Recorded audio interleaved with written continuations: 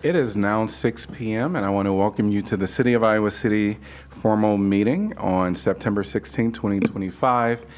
And I'm going to start with item number 1, which is roll call, please. Alter. Here. Burgess. Here. Harmson. Here. Mo. Here. Saleh. Here. Teague. Here. Wyline. Here.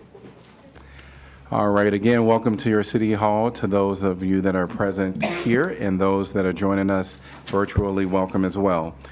Item number 2 is proclamations. 2A is Constitution Week. Whereas September 17, 2025 marks the 238th anniversary of the drafting of the Constitution of the United States of America by the Constitutional Convention. And whereas it is fitting and proper to officially recognize this magnificent document and the anniversary of its creation. And whereas Public Law 915 guarantees the issuing of a proclamation each year by the President of the United States of America, designating September 17th through the 23rd as Constitution Week. And whereas the Constitution has been amended from time to time to define basic rights, to extend those rights to all persons, and to modify other specific aspects in light of contemporary concerns. And whereas it is fitting and proper to officially recognize the patriotic celebrations which will commemorate the occasion. Now therefore, I, Bruce Teague, Mayor of Iowa City, do hereby proclaim the week of September 17th through the 23rd, 2025 to be Constitution Week in Iowa City, and reaffirm the ideas of the framers of the Constitution in 1787 by protecting the freedoms guaranteed to us through this guardian of liberties.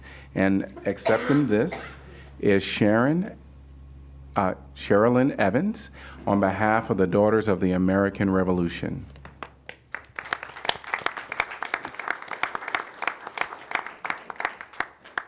And Sherilyn, correct? Yes. Yes. Thank you. Welcome. The Daughters of the American Revolution was founded in 1890. Our Pilgrim chapter here in Iowa City has celebrated more than 110 years of service to this community. The DAR works to honor the memory of the patriots who fought for American independence. It also seeks to maintain and protect historical sites and artifacts related to the Revolutionary War era. The organization is involved in various community service projects, educational programs, scholarships, and initiatives to support veterans. On September 17, 1787, 39 delegates to the Constitutional Convention signed our U.S. Constitution. The Daughters of the American Revolution instituted the celebration of Constitution Week in 1955. And in 1956, President Dwight D. Eisenhower officially declared September 17th through the 23rd as Constitution Week. We encourage all citizens everywhere to take the time during this week to appreciate the principles of freedom, equality, and justice for which our forefathers strived. The DAR are very appreciative of this Constitution Week proclamation. Thank you for your recognition, Mayor Teague. Thank you, and I have the proclamation for you.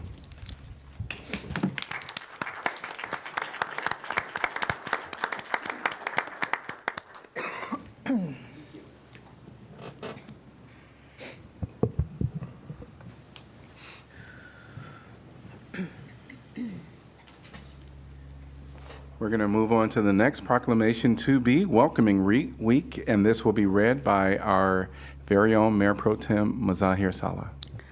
Whereas this September, Iowa City, Iowa, and the broader Johnson County community will come together to find common ground with our neighbors, seek similarity within our difference, cultures and perspective, and deepen our commitment to building a stronger and more resilient Iowa City and Johnson County. And whereas we are much stronger when we impart our similarities and difference, and the members of the community will do just that by sharing food, music, art, conversations, and more throughout the week. And whereas while this week provides an opportunity to pause, reflect, plan for the next phase of welcoming work in Iowa City and Johnson County. Our commitment, communities prioritize and spread our welcoming years around. Welcoming is a core part of who we are and who we have always been. And Iowa City and Johnson County will continue to choose connections, courage, and love over division, fear, and hate. Now, therefore, I'm Zahir Saleh on behalf of Bruce Teague, Mayor of Iowa City, hereby proclaiming September 12 to September 21, 2025 as Welcoming Week, and call upon the people of Iowa City and Johnson County to join together to build stronger communities across Iowa City and Johnson County. Here to accept is a lot of people. Ivan, Nicole, Ivan from Better Together 2023, Nicole, Teresa from IC Convention, Katie, the Public Library, and Sarah from IRC. And even they put myself here, so.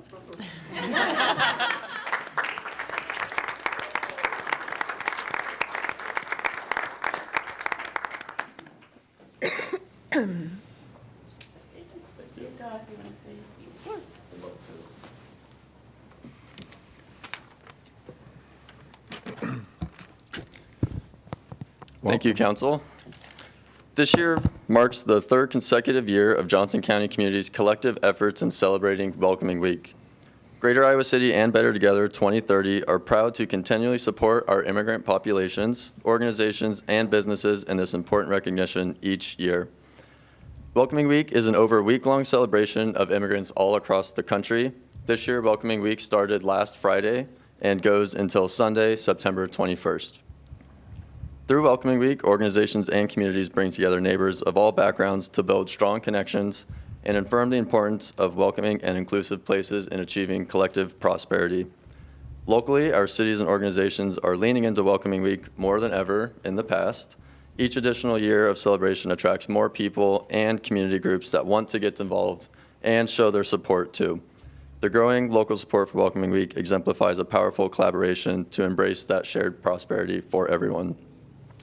This year, there's over 15 Welcoming Week events scheduled through last Friday till next Sunday, and all put on by local organizations ready to embrace Johnson County's welcoming status. Many of those 15 events are from local Iowa City organizations. Multiple Iowa City organizations have put on multiple events themselves, which really does show the dedication to Welcoming Week. These events are all free and open to the public, and we do encourage everyone to attend one of these events to see what Welcoming Week in Johnson County is all about. This Welcoming Week, let's declare that belonging begins with us, that each and every one of us has the power to help others regardless of background, so that everyone is seen, embraced, welcome, and included in our communities. To learn more about Welcoming Week, you guys can go to welcomeicarea.org. On that website, we have a list of all 15 events that will be taking place throughout the week. And there's also a lot of community resources for new residents to the community and existing residents who don't know how to navigate our community.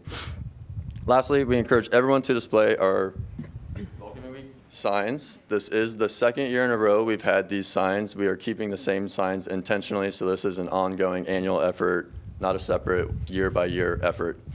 And with that, I know we have multiple other organizations and groups that would like to make comments about Welcoming Week. Thank you. Great, thank you.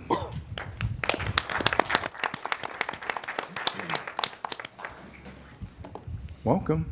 Hello, my name is Katie Roche, and I'm with the Iowa City Public Library.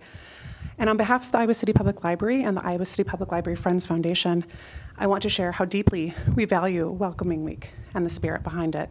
The library is at its heart a community space where everyone belongs, no matter where they come from or what language they speak. In this recent year, at the Iowa City Public Library, we've worked to expand our world languages collection, now offering books in Arabic, Chinese, French, Korean, Spanish, Swahili, and Vietnamese. You can find that collection right behind the help desk. The collection is shaped not only by what's most useful to our community, but also by partnerships with immigrant families and writers from the University of Iowa's International Writing Program who have generously donated their own works and those of their peers while they're visiting our community. Through their support of the ISCPL Funds Foundation, our donors, and the support of every municipality, we're able to keep growing these collections and programs so that the library continues to reflect the people we serve. It's one way that we live out the message of Welcoming Week every day, not just this week, but year-round. We're proud to stand alongside our community partners in celebrating Welcoming Week, and we invite everyone to come to the library, explore our world languages, and discover the many ways libraries help people feel at home. Thank you. Thank you.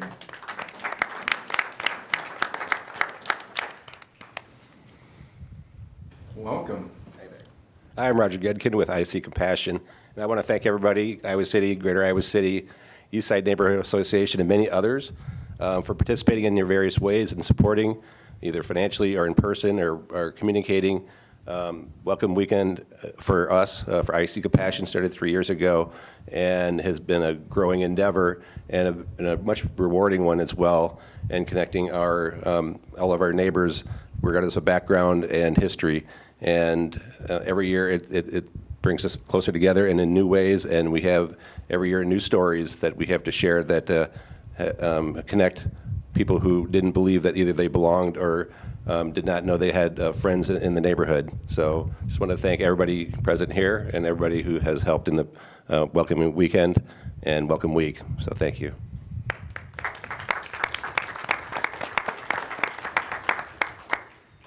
And thanks to all of you that came. All right, we're going to move on to the next one, Proclamation, which is 2C, African Festival of Arts and Cultural Days. Whereas the African Festival of Arts and Cultural celebrates the richness, vibrancy, and diversity of the African continent, honoring the histories, traditions, and contributions of African and African diaspora communities in Iowa City and beyond. And whereas the festival provides an extraordinary opportunity for residents and visitors to experience African music, dance, art, food, storytelling, and fashion, fostering cross-cultural understanding, dialogue, and appreciation. And whereas the festival serves as a platform to uplift the achievements, resilience, and creativity of African immigrants and African Americans while strengthening bonds among neighbors and building a more inclusive, welcoming, and united community. And whereas the Iowa City values diversity, equity, and cultural exchange, recognizing that celebrations such as this enrich the social, cultural, and economic fabric of our city, and reflect our shared commitment to justice, belonging, and mutual respect. And whereas the second annual African Festival of Arts and Culture, made possible through community partnerships and collective vision, highlights the dedication of Iowa City residents, organizations, and leaders to amplify voices, traditions, and perspectives from across the African continent. Now, therefore, I, Bruce Teague, Mayor of Iowa City, do hereby proclaim October 4th, 2025 as African Festival of Arts and Cultures Days in Iowa City, and encourage all residents and visitors to join in celebrating the heritage, cultures, and contributions of Africa, which continue to strengthen, inspire, and enrich our community. And there is a few people to receive this, but we have Sunday Go Shit, as well as Brady and others that are here. So if we can give them a round of applause and have them come up.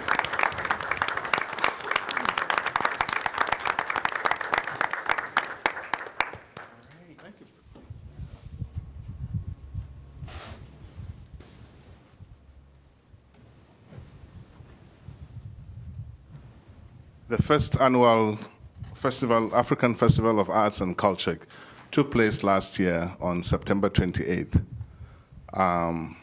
It was a dream come true for the African community to be able to come together and put together a festival that will showcase who we are as a people. If we go down history, we realize that the number of African-born immigrants in Iowa increased from over 3,000 in the year 2000 to over 30,000 as we are today. So there's need for us to come together. We realized that need, and we came together, and we are celebrating our culture. The goal of this is to be able to expose who we are as a people, our contributions to the economy and to the social life in Iowa generally, but also be able to engage other people who are non-Africans to be able to experience the joy that we have when we dance, when we eat, when we play our music, and when we come together as a people. I sincerely want to appreciate the council for taking this day today to proclaim October the 4th as the African Festival of Arts and Culture Day. But also, I want to sincerely say that beside the Africans themselves coming, we have received tremendous support from the City Council, but also Jeff has actually believed in us when he was the first person we met to discuss this festival, and somehow they believed that we could pull it out, and we did. And we hope that it's going to be even better this year. We hope that the African Festival of Arts and Culture will be a landmark where people from all over the country will be able to come to Iowa City to experience the beauty of Iowa City, the diversity of Iowa City, and the joy that we have as community members in this beautiful city. Thank you so much. Thank you.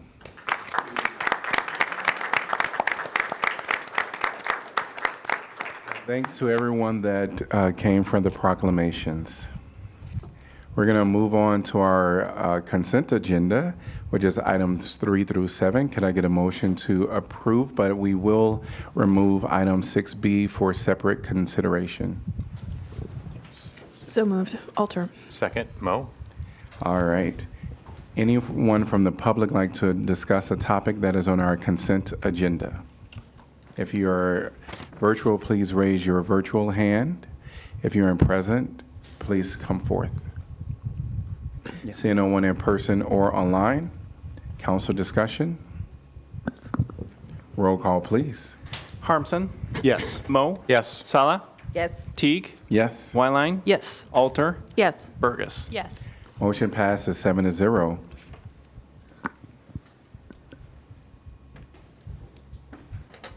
Mayor Pro Tem is recusing herself from 6B. Could I get a motion to approve consent calendar item 6B? So moved, Mo. Second. Burgess. All right. And anyone from the public like to discuss this topic? If you're virtual, please raise your virtual hand. In person, please step forward. Seeing no one, council discussion. Roll call, please. Mo. Yes. Teague. Yes? Wyline. Yes. Alter. Yes. Burgess. Yes. Harmson. Yes. Motion passes 6-0.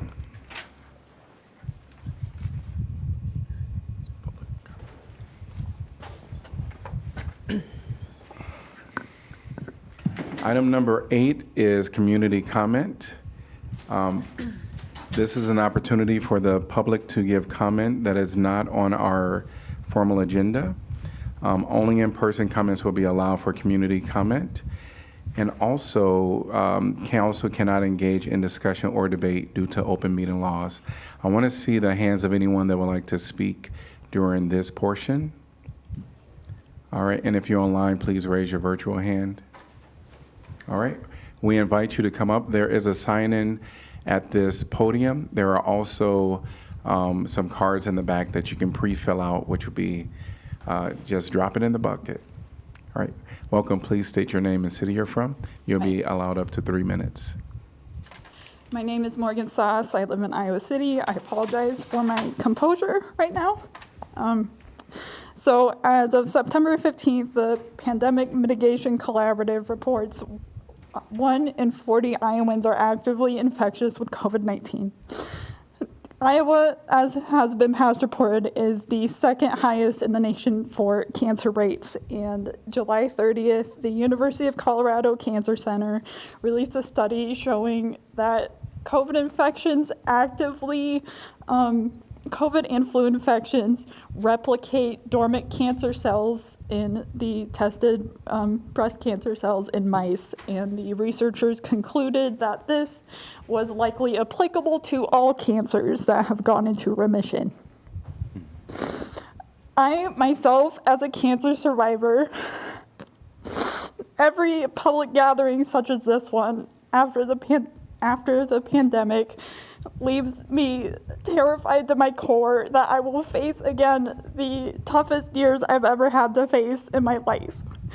And nobody knows anything because nobody wants to take any action to help prevent this sickness in our communities.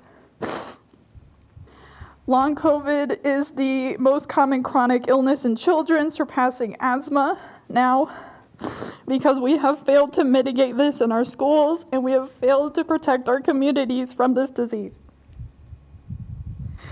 And, we can talk about community belonging all we want, but what happens with disabled people like myself when we are excluded from public life because we are not being accounted for during the pandemic, which is ongoing, as I've mentioned. A good starting point that the city can take is mandatory HEPA filters in every room that is owned, in every public building owned by the city, along with KN95 masks or better available to all members of the public in these facilities. Thank you. Thank you.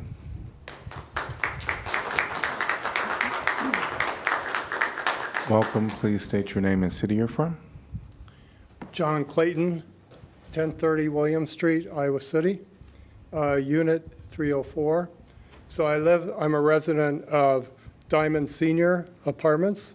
It's a low-income residential, which public money helped build. And I'm very grateful that the taxpayers went ahead and helped provide that because it's quality of life, it's just a really nice facility to live in.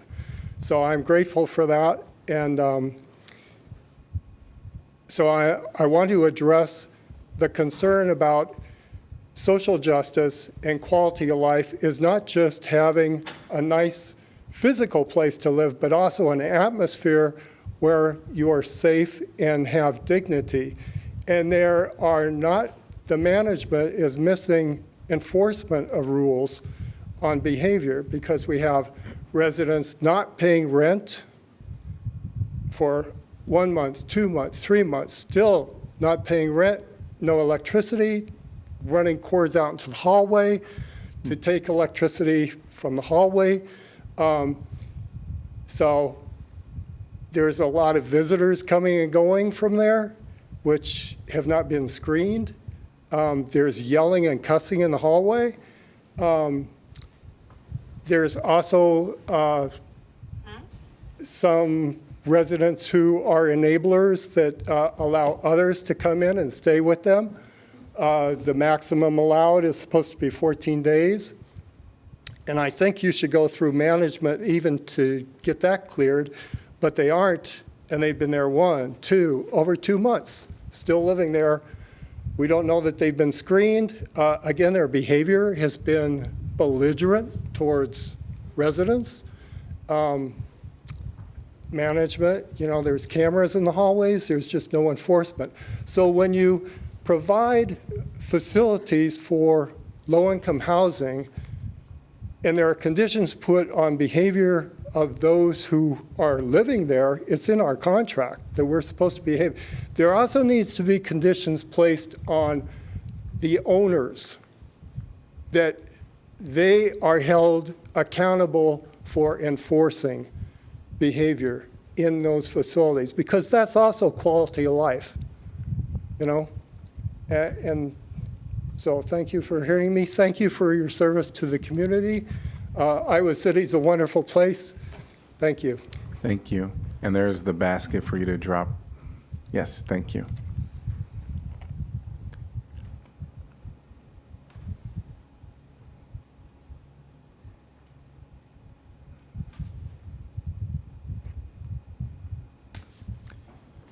Welcome.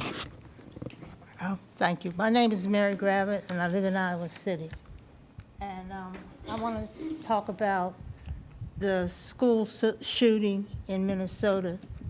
I automatically surmised the profile of the shooter. He or she attended the school and was a member of the church, was bullied, and had not been taught anger management skills, was full of hatred for the institution.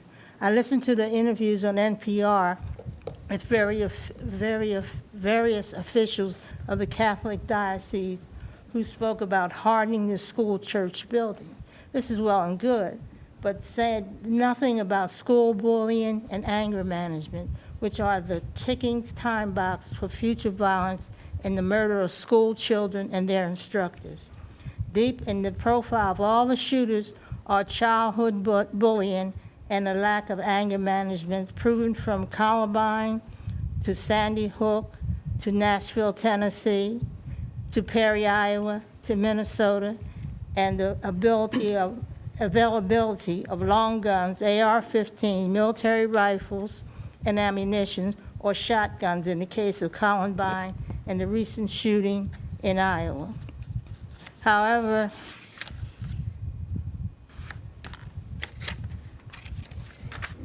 we have 3 school systems in Iowa City, counting the private school, and numerous buildings housing students. What are we going to do? Wait until it happens here? And my second thing I'd like to talk about is my continuing talk about is bus shelters. Bus shelters are surely needed in Iowa City because of the ADA and the large disabled population. Wooden benches at bus stops are not enough. There are bus shelters, warehouse, and some still standing at canceled bus routes and the funds which were funded years ago by a previous administration, maybe it's a previous administration, of $100,000 that was provided by that administration for shelters. Only one bus shelter was replaced, not added, located at the Autumn Park bus stop. I want to know what happened to the allotted funds and the bus shelters. Winter is coming, and the majority of the people standing out there, they're working people. They're going to work. They need bus shelters. I have a memo that someone was kind enough to give me that work is going to start on, but work started on them years ago. That's where the $100,000 came in because of the protests, before Moen built all his giant buildings. So something has to be done before winter gets here. And thank you very much. Thank you.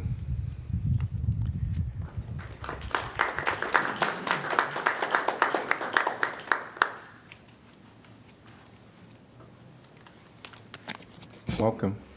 Hi, everyone. My name is Clara Reinen, and I live in Iowa City. I just wanted to talk really briefly just about some stuff that was happening in town last week. I know that some folks who were in an encampment outside of Shelter House were made to leave with very little notice. I think it was 2, maximum 3 days, but I believe it was closer to 2 days. And I've heard a lot of different things about why folks had to move.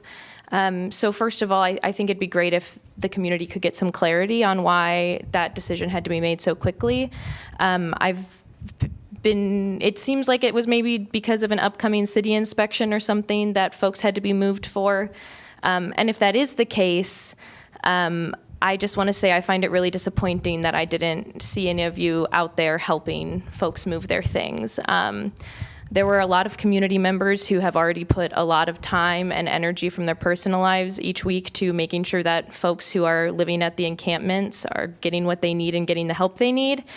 And I have liked seeing some of the like trash cans that are out there, for example. I know that's something Iowa City has done in the last 6 months. I know it was after Oliver was elected.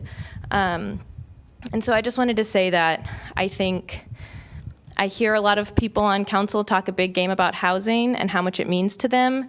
And there are already so many community members who are sacrificing their personal time because they know that keeping people safe and keeping people fed and housed to the best of our ability is important. And so I really would like to challenge you all to kind of take up that mantle too. If you say that housing is important to you, what I hope that that means is getting people what they need is important to you. And that can happen whether they're housed or not. And so I just want to encourage you all to think about that. I haven't had the opportunity to get involved in some of those efforts too much, but my friends have really been encouraging me to go out more. I helped deliver food the other week, and it was, I think, really important to see because I've heard so many negative perceptions of unhoused folks in our community. But what I saw when I was at those encampments with other people dropping off food was that people are doing the best they can. For so many people being in one spot, they're helping each other put up tarps, they're helping make adjustments to tents, somebody is fixing other people's bikes. It's really a community that I think we could learn a lot from. And so I just want you all to be aware of that, and I'm gonna call you and challenge you to get more involved in that effort, especially when there is so much confusion and uncertainty already surrounding it. Thanks. Thank you.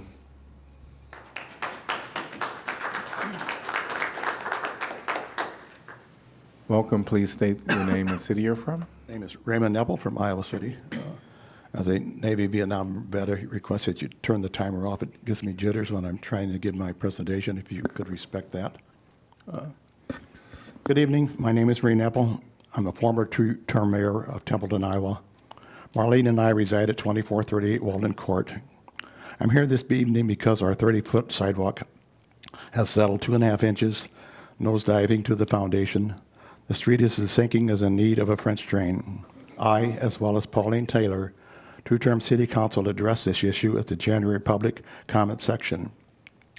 I also returned in March and in August on behalf of the condo owners and the 9 property owners surrounding Walden Court. We want to say thank you for the efforts you made in cleaning up the mess. We now can travel Rohart to Weber, and the north side of the street looks a lot like the south side of the street. And that only happens when people work together for a common goal. Thank you. The Walden Court had its annual meeting yesterday. The residents are 79 to 90 years old. We have many residents with dementia, cognitive issues, no idea about erosion control, settling sidewalks, or of what a French drain would curtail. I emailed all the residents the recommended proposal from the engineering and surveying people to start a topographic survey. This became part of the agenda. The residents at the meeting, along with the board, refused to take any action. It appears the philosophy is out of sight, out of mind, not my problem. It appears their daily health concerns is all they are about to comprehend. I requested that the Iowa nuisance law be enforced in the August meeting, and I heard back from nobody. And that's why I'm here again this evening, taking time out of my life to see if we can't get the issue resolved. And nothing for the city. A retired district court emailed me the 2025 Iowa nuisance law. It's been around forever. We used it in Templeton, Iowa, and yet we refuse to use it here. Received an email dated May 28th from the General City Manager, and it states, unfortunately, we are at a point of disconnect where you are seeking the city to act in a manner that we do not feel is consistent with our code and state practice across the entire community.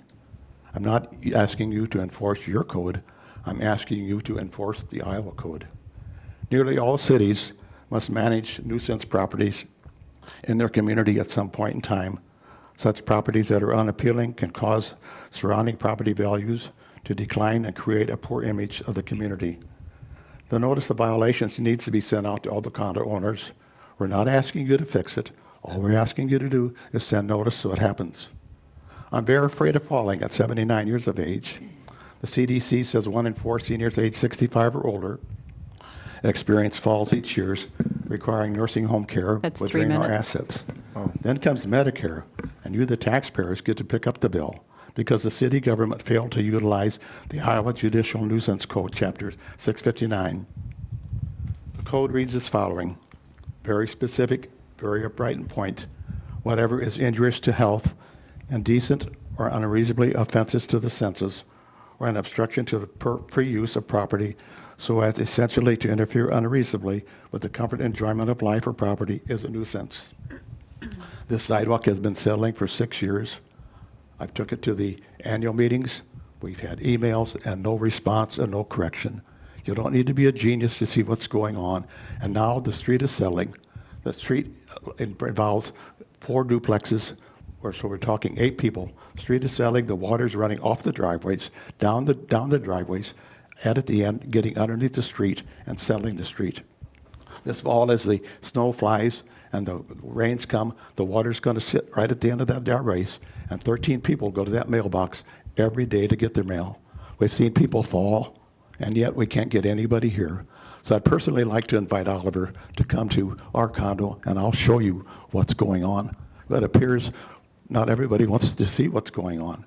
We say we have no part of it because we didn't build it. I understand that. But this is an aging population, and you have it throughout the whole state. You initiated charters and allowed building to go on, and not enough guidelines to foresee what happens. The people today at 90 years of age have no concerns about this leak or that leak, and yet there's nothing in the code that says how to take care of it. Thank you for your time. Thank you. Next speaker, please. Anyone else wish to? Okay. Welcome. Please state your name and city you're from. My name is Mike O'Donnell. I'm from Iowa City. I have a problem with a vacant lot next to my house. I've been trying to get through to the city department that overlooks that. There's a complaint line that I've been using up quite a bit, and I don't seem to be getting any results. This lot has been cut 8 times this winter or this summer. I've cut mine 22 times. The code, statute, ordinance, whatever, is for when the grass weeds get up to 10 inches tall, you're allowed to call in or go online, make a report. I've done this numerous times. I don't seem to be getting anywhere. I'm kind of at a wit's end about why nothing is being done about the enforcement. There's an online set of guidelines to follow, and the city department in charge of it doesn't enforce anything. I'd like to see some investigation as to why there is nothing being done with this particular lot that I complain a lot about. I hope you can find an answer, and the property owner of this lot has agreed to go on to a 2-week cutting schedule. Well, he's missed that 3 times this summer. It's 3 weeks. I don't know if you know how tall grass gets within 3 weeks, grass and weeds. I've got some video that I could show you of the mower going through there. You can see that the grass is up to the rear wheel, the top of the rear wheel on the mower, so it's 18 to 22 inches tall. I don't know why something is not being done with this property. And there's 9 other lots in our new division. Everybody's pretty particular about how their lawns look. I'd like to see something done. I've been upstairs to talk to Public Works. The guy in charge just doesn't seem to be too concerned about it. So anything you can do to help me alleviate the situation, I sure would appreciate. Thank you. Thank you. All right. Anyone else? Seeing no one else, we're going to move on to 9, Planning and Zoning Matters. 9A, rezoning Maiden Lane, East Benton Street. Ordinance rezoning approximately 1.4 acres of land at 804, 810, and 824 Maiden Lane, 410, 416, and 418 East Benton Street, and 815 Gilbert Court from intensive commercial zone and medium-density single-family residential zone to community commercial zone. This is the second consideration, and the applicant is requesting expedited action. I move that the rule requiring that ordinances must be considered and voted on for final passage at 2 meetings prior to the meeting at which is to be finally passed be suspended, that the second consideration and vote be waived, and that the ordinance be voted on for final passage at this time. Moved by Mo. Second. Wyline. Seconded by Wyline. Okay. All right. Anyone from the public would like to discuss this topic? If you're online, please raise your virtual hand. Welcome. Please state your name and city you're from. Yeah. Hello again. My name is Clara Reinen. I'm from Iowa City.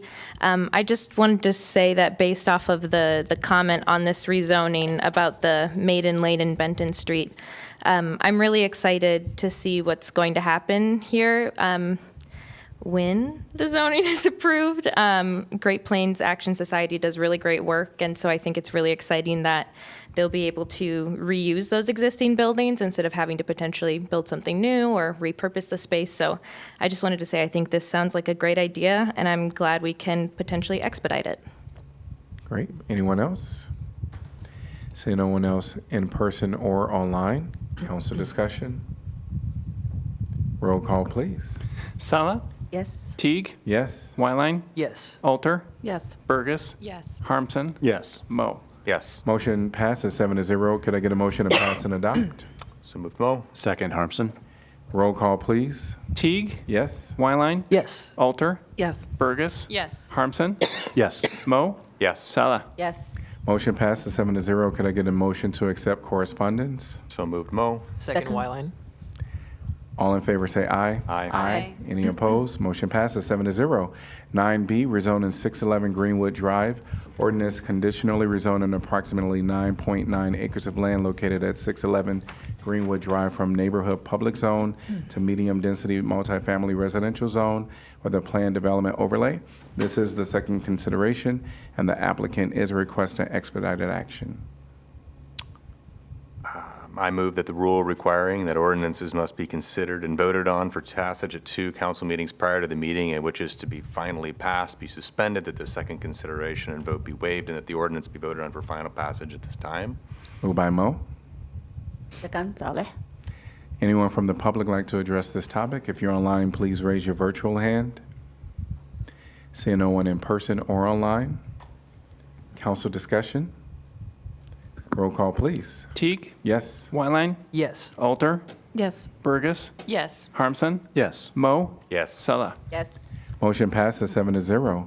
Could I get a motion to pass and adopt? So moved, Mo. Second, Wyline. Roll call, please. Wyline? Yes. Alter? Yes. Burgess? Yes. Harmson? Yes. Mo? Yes. Sala? Yes. Teague? Yes, motion passes 7-0. Could I get a motion to accept correspondence? So move, Saleh. Second, Alter. All in favor say aye. Aye. Any opposed? Motion passes 7-0. Item number 10 is our regular formal agenda. 10A is fiscal year budget amendment, public hearing, a resolution amending the current budget for the fiscal year ending June 30th, 2026. I'm going to open up the public hearing and welcome Angie. We just did it. Here's my full view. I was going to comment on Greenwood. We just. I misunderstood. Could I please get an opportunity to speak about Greenwood? I'd recommend no, Your Honor. We already had a vote on that item. Well, I can't get it to fit. Anyway, Angie Ogden, Budget Management Analyst, and I have the FY26 amendment budget number 1 for us tonight. The FY26 original budget was approved April 15th and it runs July 1st, 2025 through June 30th, 2026. The city policy allows for amendments for the following situations, and those are all listed below. We can amend any time other than the last 30 days of the fiscal year. And Iowa City averages 2 amendments per year, typically 1 now and again in the spring with the next year's budget. The carry forward requests from 2025 budgets are submitted by departments and reviewed by the city manager's office and finance department. The budget policies that carry forwards must be $5,000 or 1% of the division budget or has already been on order. Capital improvement projects, budget carry forwards, and CIP usually aligns more with the calendar year versus the fiscal year and our multi-year projects. And then lastly, our miscellaneous amendment items. For the revenues, we have intergovernmental revenues at 18.869 million, or 18,869,000, and that is state and federal grants on CIP carry forwards. For other financing resources, we have 33,472,000, and that covers the wastewater CIP revenue bonds. And transfer ins, we have 22,770,000, and that's reimbursements for the CIP for the rec and transit. For the expenditure sides, we have the governmental capital projects at 51,218,000. The CIP projects there are going to be your Court Street and North Gilbert reconstructions, your City Park pool, and this skate park. The business type enterprises is at 69,722,000. The CIPs there are going to be wastewater digester gas improvement projects, the landfill compost facility, and the transit facility. And then lastly, the community and economic development is 11.070, and that is the carry forwards and CDBG home ARPA funds. Again, this is the first budget amendment for 2026. The overall impact to the fund balance is a decrease of just over 81 million. This is covered through excess fund balances and bonds and will not affect the property taxes or levies. Any questions? Okay. No, thank you. That's it. All right. Thank you. Anyone from the public like to address this topic? If you're online, please raise your virtual hand. Seeing no one in person or online, I'm going to close the public hearing. Can I get a motion to approve, please? So move, Saleh. Second, Alter. Council discussion. Roll call, please. Alter, Yes. Burgess, Yes. Harmson, Yes. Moe, Yes. Sala, Yes. Teague, Yes. Wyline. Yes. Motion passes 7-0. Item number 10B is tobacco's civil penalty, Almost Paradise Mini. Resolution finding an employee sold tobacco to a minor and assessing a $300 civil penalty against Almost Paradise Mini. Because the city attorney office will be presenting the case, Assistant Johnson County Attorney Lynn Rose is here to advise the council. Good evening. Yes. All right. And we'll start with our staff comments. Assistant City Attorney Jennifer, welcome. Thank you. Good evening. This is the time set for hearing before council to determine if an Almost Paradise Mini employee sold a tobacco product to a minor. The criminal citation against the store clerk in this matter was dismissed, not because the sale didn't happen, but because a witness was not available for the criminal trial. Therefore, there's no criminal conviction for the council to rely on for the violation. This is an administrative hearing and is different from a court proceeding. For example, witnesses will not be put under oath. Witnesses can give information in a narrative format, and hearsay is allowed. The burden of proof is also different in this administrative matter than in a criminal proceeding. The burden of proof in this matter is a preponderance of the evidence, which means it more likely occurred than not. This is lower than the criminal burden of proof beyond a reasonable doubt. First, council will review the evidence, which will be provided by Sergeant Matt Ties and Riley Nuno, to determine if there is a violation of Iowa Code Section 453A.2. You'll find a violation if the employee of the retailer sold tobacco products, alternative nicotine products, vapor products, or cigarettes to a minor. If council determines that the violation has occurred, then council shall impose a civil penalty. Even though the criminal citation against the employee was dismissed, the civil penalty is still imposed against the retailer, because Iowa Code Section 453A.22 sub 2 uses the term violated as the trigger for proceeding with civil penalties as opposed to the term convicted. If council determines that the violation has occurred, this would be a first violation for Almost Paradise Mini, located at 125 South Dubuque Street, and Iowa Code Section 453.22 sub 2 requires the council to assess a $300 civil penalty. Sergeant Matt Ties will provide general background on tobacco enforcement by the Iowa City Police Department, as well as information regarding the illegal sale at Almost Paradise Mini on January 31st, 2025. After Sergeant Tice's presentation, I will question Riley Nuno, who is the underage individual that was sold a tobacco product by an Almost Paradise Mini employee on January 31, 2025.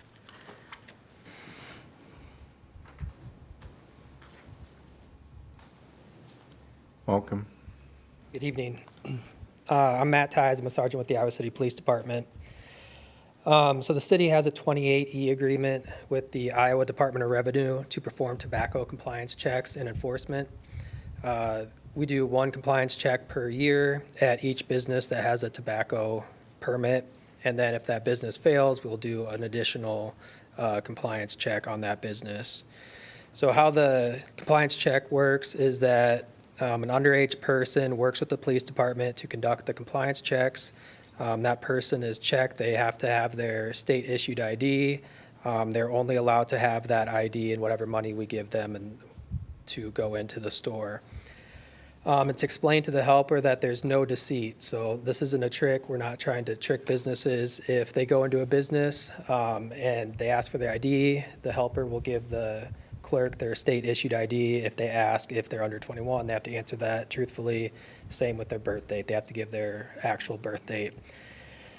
When doing the compliance checks, the helper will go into the business and they will purchase a tobacco, nicotine, or vapor product, or attempt to purchase one with officers monitoring them. The interaction between the underage person and the clerk is video and audio recorded. And officers such as myself, we can view this in real time. In this case, the video recording was recorded over due to technical difficulties. Then if the clerk sells to the underage person, that clerk will be given a citation under Iowa Code Chapter 453A for an employee providing tobacco products, vapor or cigarettes to anyone under 21 years of age. That criminal citation is prosecuted in magistrate court under the Iowa State Code by the Johnson County's Attorney's Court, or the Johnson County Attorney's Office. So on this particular incident at Almost Paradise Mini, the check was conducted on January 31st of 2025. You do have to be 21 to purchase tobacco products, and our helper was 20 at the time. The helper purchased a Swisher Sweet 2-pack of grape cigarillos to the employee. I was able to watch and listen to the check in real time, and the employee did not ask for an ID or age before selling that product to them. The employee was cited for an employee providing tobacco, vapor, or cigarettes to anyone under the age of 21, first offense. And like it was stated before, that citation was dismissed later on, not because it didn't happen, but because the witness was unavailable for court. That's all I have. Great, thank you.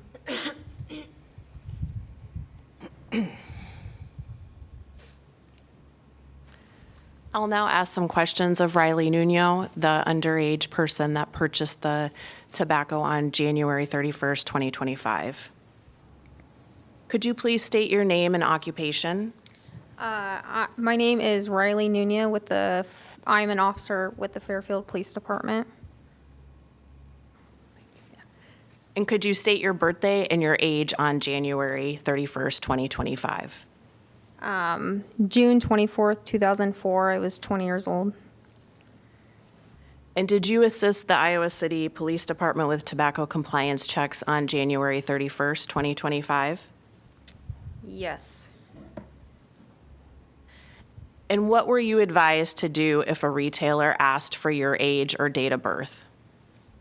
I was told to give my date of birth, and then if they asked for my ID or age, I would give them my ID, and then I would give them my accurate age. And do you recall making a purchase at a retailer called Almost Paradise Mini located at 125 South Dubuque Street in Iowa City? Yes. And what did you purchase at Almost Paradise Mini? Swishers, grape. And was that a tobacco product? Yes. Did the employee that sold you that tobacco product ask for your age, birth date, or ID? He did not ask for anything. Thank you. I don't have any further questions. At this time, I don't have any further information. I am not sure if there's a representative from Almost Paradise Mini here, but if so, I think it would be their opportunity. Okay, is there a representative from Almost Paradise Mini? If you're online, please raise your virtual hand and we'll allow you to speak. Seeing no one online or in person, we're going to close that part of the hearing and we're going to move on to item number 2, which is consider a resolution. Could I get a motion to approve, please? So moved. Harmson. Second, Soller. All right. At this time, I guess, is council discussion. I just have one question, like how and when was the alleged violator notified that this council meeting was happening? There was a notice sent by the city on July 31st, 2025. Ms. Schwickerath, was this included in the packet for the council? It was not. Okay. I have a copy of it here that I'd be happy to share with you, but it was a letter titled Notice of Hearing on Civil Penalty. It laid out the factual scenario, and then it indicates that the hearing will be scheduled for Tuesday, September 16th, 2025 at 6 p.m. at Emma Harvat Hall, right here with the address. And it also lays out what the civil penalty is should the council find that the violation occurred. Thanks. Any other discussion by council? We went through this last June, I think, where a similar thing came up. No, that's another one, right? It was Is a this different like- one. That was a different location, and the facts were different, and that was a different set of violations, so that the penalty was much different. This is a first violation, and this is, council's job is to adjudicate, i.e. decide whether or not it happened. Sure. And then the code says if you decide it happened, council shall impose a civil penalty. I wasn't saying about like the same place or same owners. I was just saying the same situation where I did not run for city council to, or I don't want to be on city council to assist in police investigations, and I don't want to vote on or enact any civil charge or criminal penalty or whatever on anybody, especially when it's a case of trust me, bro, from individuals, and there's no video and nothing else. So, I mean, everybody can do what they want, but I'm going to vote no. Just saying. Any other discussion? Roll call, please. Burgess. Yes. Harmson. Yes. Moe. Yes. Salah. Yes. Teague. Yes. Wyline. No. Alter. Yes. Motion passes 6-1. We're on to item number 10C, which is partnership with Johnson County on a joint law enforcement facility. Resolution supporting further pursuit of a partnership with Johnson County to meet long-term public safety needs of the community through a joint law enforcement facility aimed at maximizing cost and operational efficiencies for both the city of Iowa City and county of Johnson County. All right, could I get a motion to approve, please? So move. Second. Soller. Moved by Saleh, seconded by Mo. Yes. All right, great. And I'm going to turn it over to our city manager, Jeff Ruin. Thank you, Mayor. I'm going to go through a lot of the same information I presented at the joint work session, just for the public that is here or listening that may not have been a part of that work session. So I want to give you a little bit of a history on how we got to this here tonight. Back in 2002, the City Council adopted a strategic plan that called for a City Hall and Public Safety Headquarters space needs study and accompanying plan for implementation. Shortly thereafter, in 2003, OPN architects were engaged for this specific purpose. That space needs plan was presented to the City Council in July of '24, and the Council agreed with the overarching path forward, which was to relocate both police and fire from this campus and ultimately build a new City Hall in the space currently occupied by police and fire. At that work session, specific direction was provided to staff to start work by doing three different things. One was exploring land acquisition for a new fire station, considering temporary office space needs to meet immediate overcrowding issues at City Hall, and to explore with Johnson County a joint public safety facility. Since we're just focusing on that item, I'll just focus on the police space needs analysis, and that was included in your packet there. The police and fire building was prominently located in downtown and in its current location in 1959. At that time, we had a population of 33,000. 30 years later, in 1989, an expansion was constructed and is largely what we have here. 40 years later, we are now looking at the next investment in those two operations as our community continues to grow. The police department occupies 14,000 square feet of space. To put this in context with some recent police stations that have been built in the nearby area, Marion, which is a community of about half our size, built a 42,000 square foot police department about 10 years ago. And North Liberty, which is about a third of our size, built a 16,000 square foot police department in 2020.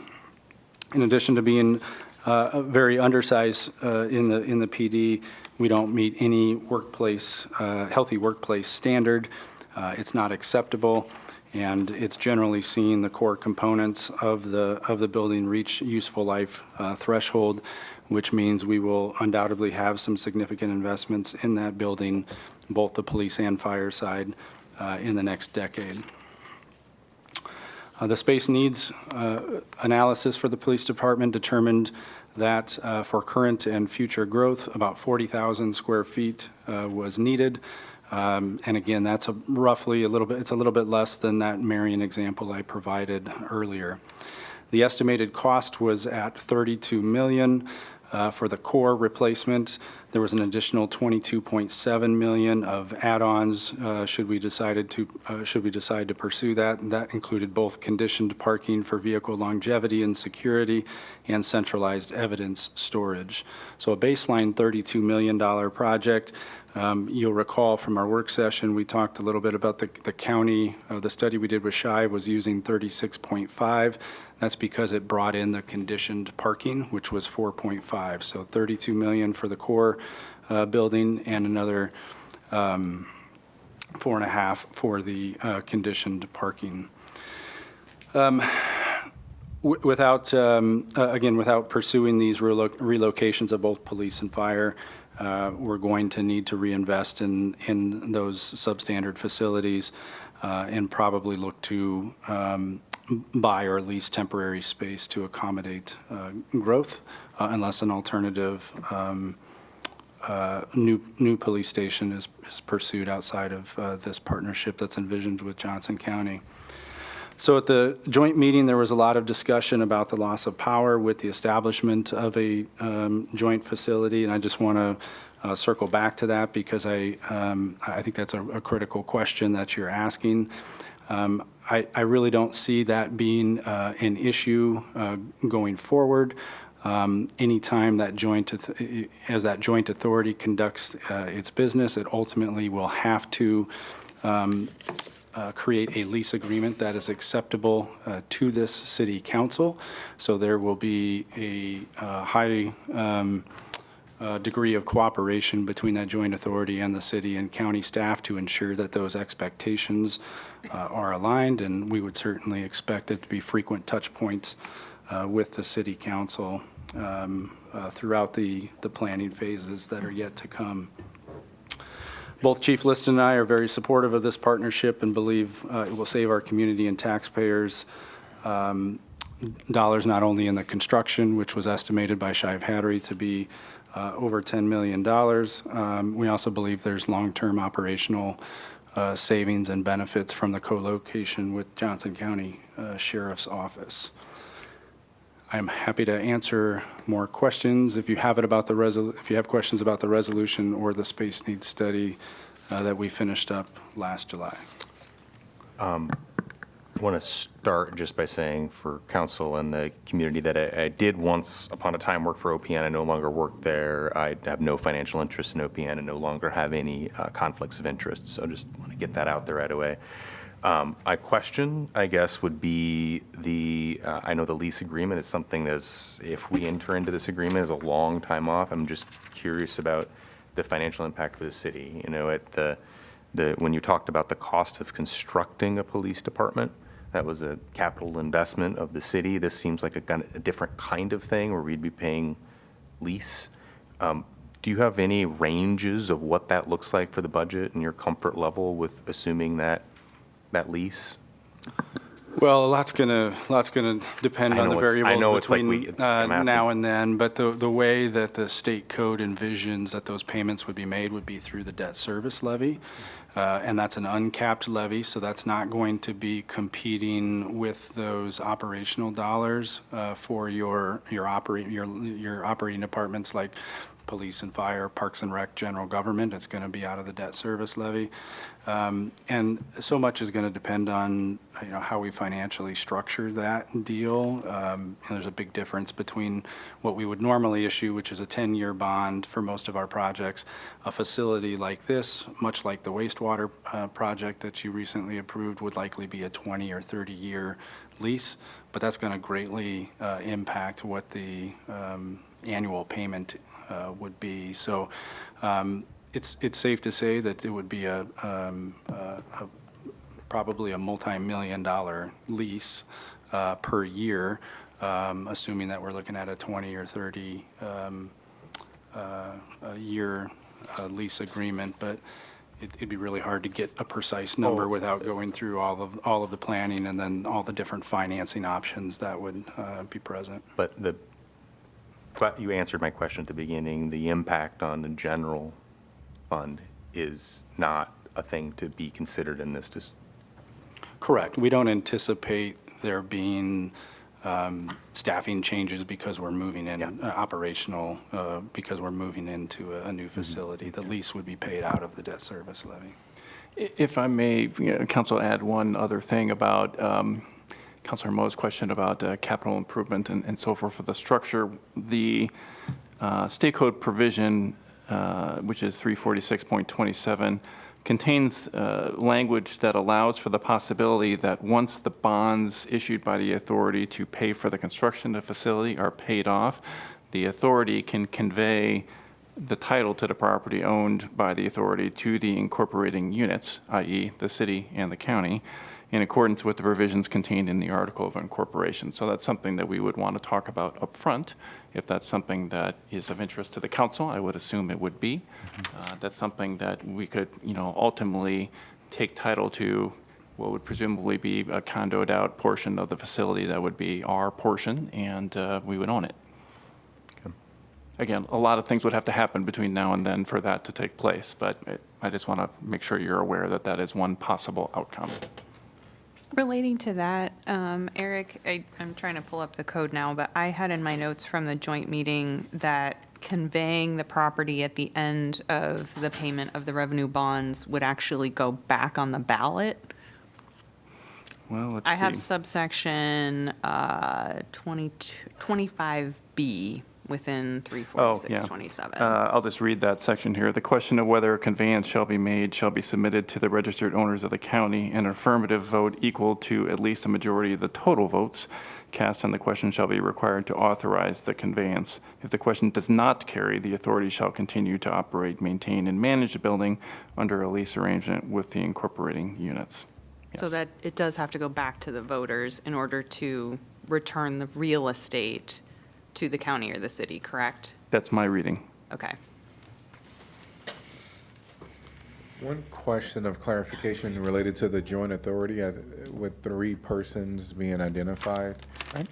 At one point, there was discussion thinking that, the city potentially would appoint someone and the council would really have no authority over how they vote. But I think we've since learned that the individual that at least the city chooses, it can be a city council member, or of course it's going to be someone that we've appointed. It could also be a staff should we choose that route. Is that correct? Yes. All right, thanks. Am I wrong in remembering that one of the 3 individuals need to be jointly decided by the county and the city? You're correct. So that means we will not, what's that? Sorry. So that means out of the 3, the city council only has full control over 1. Yeah, full control. That's right. You would And have 1 there's and a half, so to speak. Yeah, and there's 3 of them, so that's 1 of 3 votes. Yeah, the one that yes, just for the benefit of the public. So there are 3 people appointed. The county representative is appointed for an initial term of 2 years. The city representative is appointed for a term of 4 years. And the 3rd individual, jointly appointed, serves for an initial term of 6 years. All the terms then are 6 years moving forward. In the absence of agreement between in this case, city and the county, the governor, if that appointment is not made within 60 days, the governor gets to make that appointment.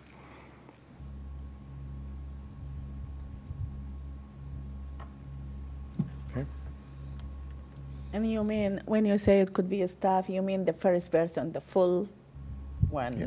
not the, Not the Appointed. the jointly appointed. okay, Yes. okay. Well, I'm not sure there's any, I'm not sure if there's any restrictions on the 3rd person, other than, of course, you would need county agreement on who that Yes. 3rd person is. Yeah. Okay. Do you recall the residency requirements? I know I think it was not until the CJCC meeting, which was after our joint work session, that it was indicated that if a county supervisor was appointed, only 2 of them would be eligible because they have to live outside of the corporate limits of Iowa City. That's right. The city appointee needs to be from within the city. The county appointee has to be outside the city. And I don't recall. I believe it's Supervisor Green Douglas or Supervisor Green. Sorry, but the 3rd person, Right. I'm just looking at the statute Of- again of real the- quickly. Yeah, I don't Yes, know. I what don't the see third any restrictions on the residency of the 3rd person.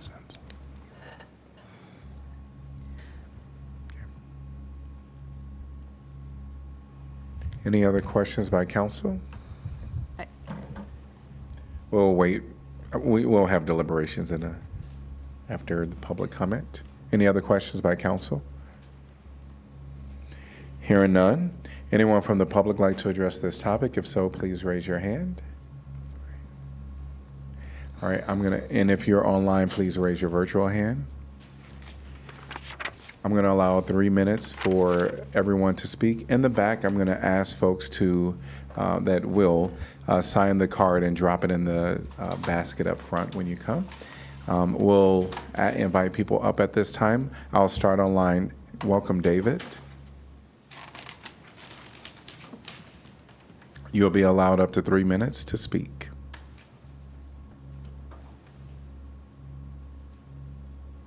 David online, switching to you. I might need an assist from communications. We'll start in person and then, there you go. Welcome. There we go. Okay. Please state your name and city you're from. Yes, hi, my name's David Sterling, and I'm from Iowa City, and I live in Iowa City. So I watched the meeting between council and the supervisors the other day, and it's pretty clear that the discussions between the 2 bodies on this topic are really fresh. Just from the conversations that you counselors were just having a moment ago, it seems like you're still wrapping your heads around the idea. It feels like the county has a desperate need to resolve this as soon as possible. while a collaboration like this inherently should be done with as much caution and patience as possible. As well, I think that creating a joint body, number one, it's going to take up time from council to manage the selection process and the advising, and like that's time away from the affairs that council's working on now. In addition, I don't think that we should be having a 1.5 vote say on a jail that also imprisons people from other cities in Iowa. I feel like that really merges local government with higher levels of government and disproportionately disadvantages us when we should be really spending public dollars on trying to improve our relationships with other cities rather than having superiority over them in this context. I have faith in both council and the County Board of Soups that it wasn't their intent for these to be the outcomes of this project, but to me, $10 million in savings is not appealing enough to demand an immediate vote where all parties are still kind of scratching their heads as to what this really entails. Yeah, thank you so much for your time. Please vote no on this and let Iowa City work on its own problems while the county works on its. Thank you. Welcome. Please state your name and city you're from. I'm going to have to let you all get away with clapping because I didn't do it earlier, which I should have, and I didn't. All right, welcome. Please state your name and city you're from. Hi, I'm Kellen. I'm from Iowa City. Forgive me, I don't have anything eloquent prepared. Last week was kind of a shit show. I've been helping a lot with the eviction that happened at Shelter House, as well as supporting a friend of mine who is currently in prison. So this is kind of a important topic to me. Just a couple things I want to flag. Number one, this $10 million in savings number feels a little bit misleading to me. That's kind of like when I go to Menards and they say that my rebate is savings. To be clear, that you're spending taxpayer money to build this facility. The savings is not, yeah, you're still spending a lot of money. Number two, maybe I'm wrong about this, but my reading, having been to the CJCC meeting and the Board of Supervisors meeting about this, is that once the city agrees to go in on this joint entity facility, the only power you have to stop something you don't like from happening is to say no to the lease agreement at the very end. I don't know, it just seems like the city is forfeiting a lot of power on something incredibly important to the community. And the third thing is, I know that the strategic plan reasoning was cited as why we should be doing this. I would also like to highlight that the strategic plan says that we should be diverting resources away from the police and doing more community intervention. And I, frankly, have not seen nearly enough of that from this council. I think constituents have showed up and told you time and time again that we want fewer police, and I can't point to a single thing that you have done that has any material impact on police. Actually, all you've done is give the police more money. So I think, aside from the fact that you should vote no on the joint facility, I don't think we should be building a new police department. But since the joint facility is what's on the docket tonight, I think you should vote no for the joint facility. Thank you. Thank you. Please, we're going to go online to Finch. Please state your name and city you're from.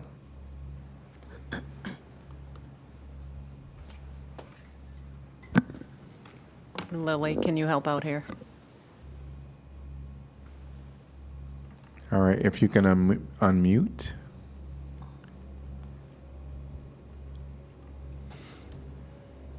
There we go. I was on the wrong tab.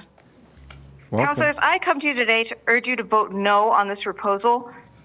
And it's because I ask you to keep us, the community, in mind as you vote. Councilors, is a jail not a community commodity, a community service? The officers, the governing body, the staff, they're employed with our money to serve the public of Iowa City.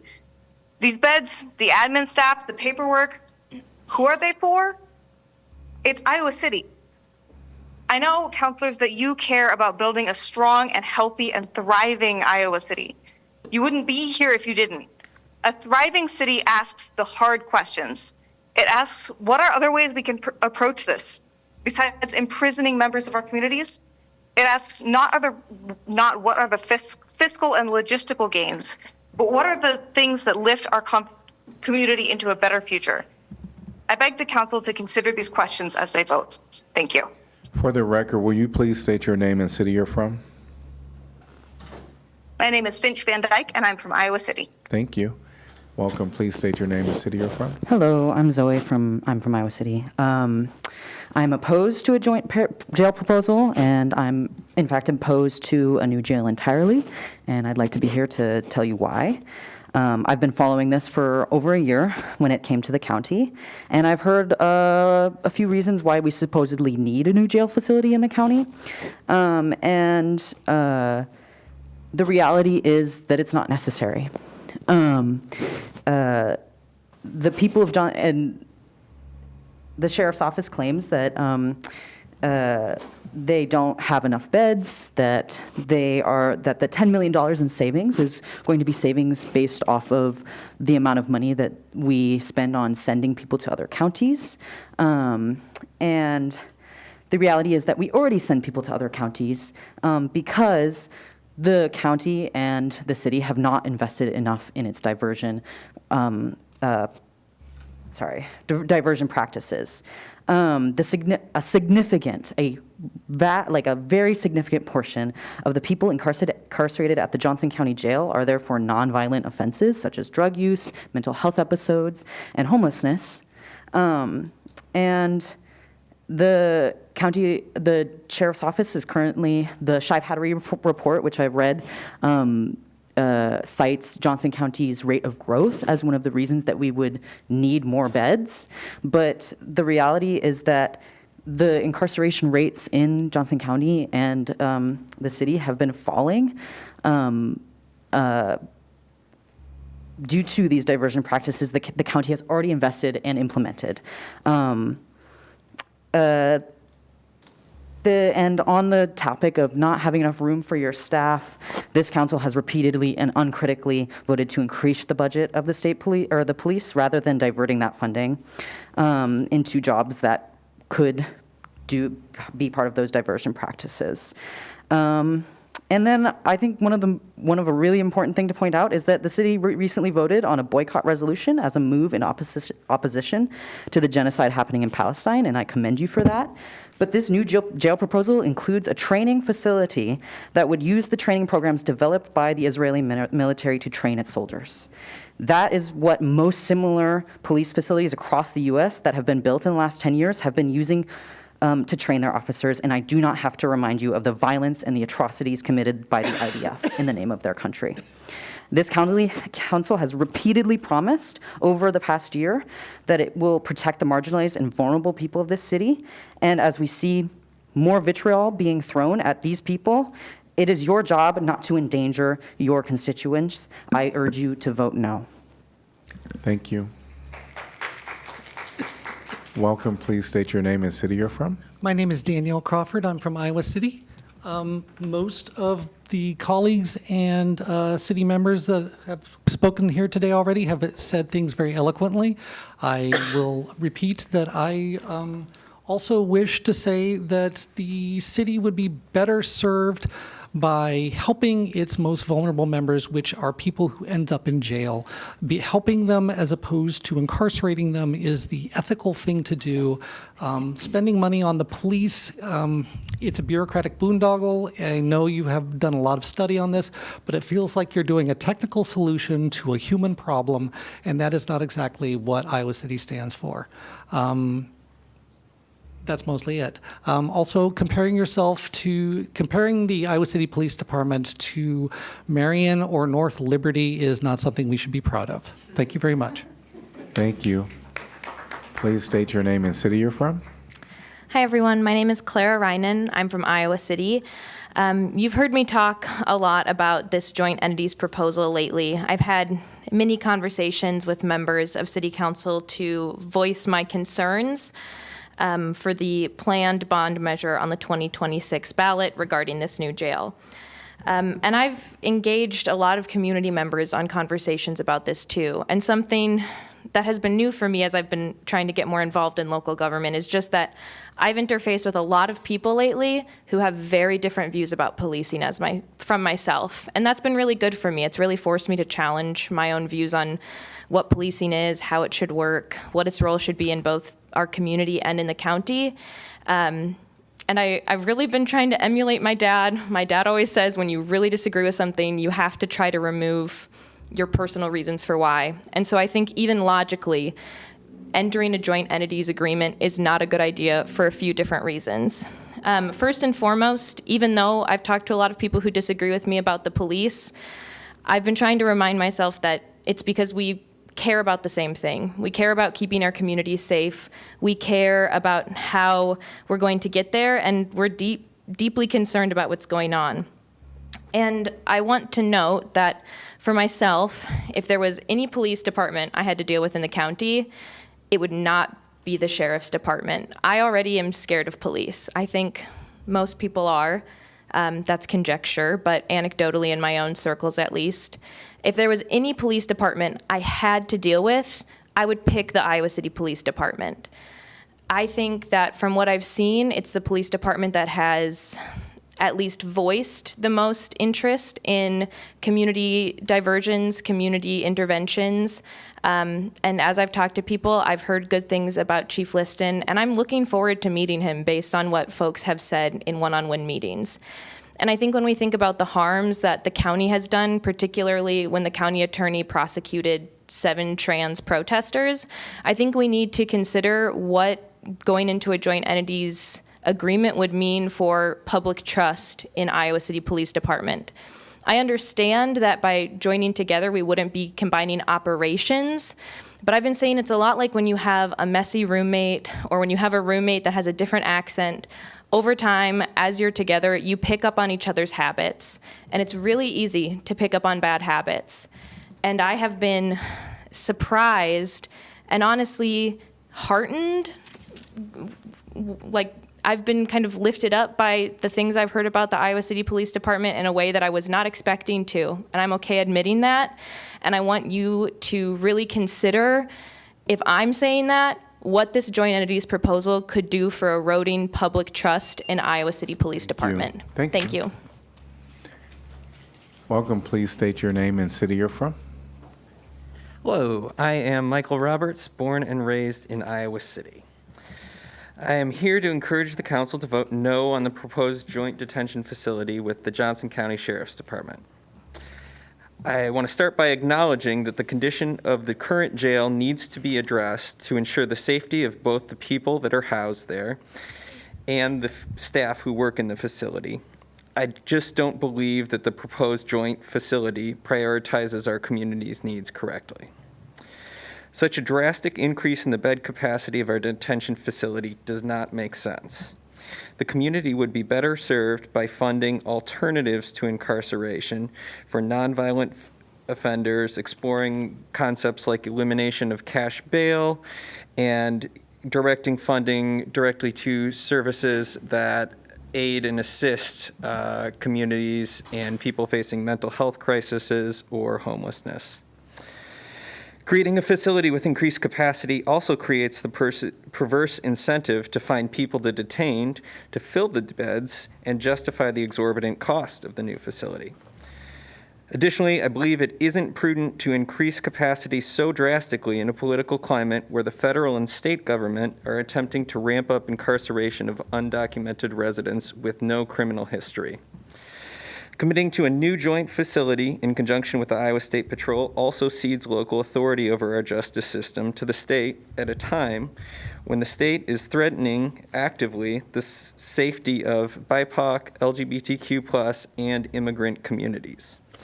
Let's seize this moment to assert local control over our justice system and law enforcement. Supporters of the facility like to emphasize what a good deal it is and how it's a wise use of taxpayer dollars. I would contend that a major capital investment that does not prioritize the needs of the community is never a good use of tax dollars, even if the price tag on the initial proposal seems attractive.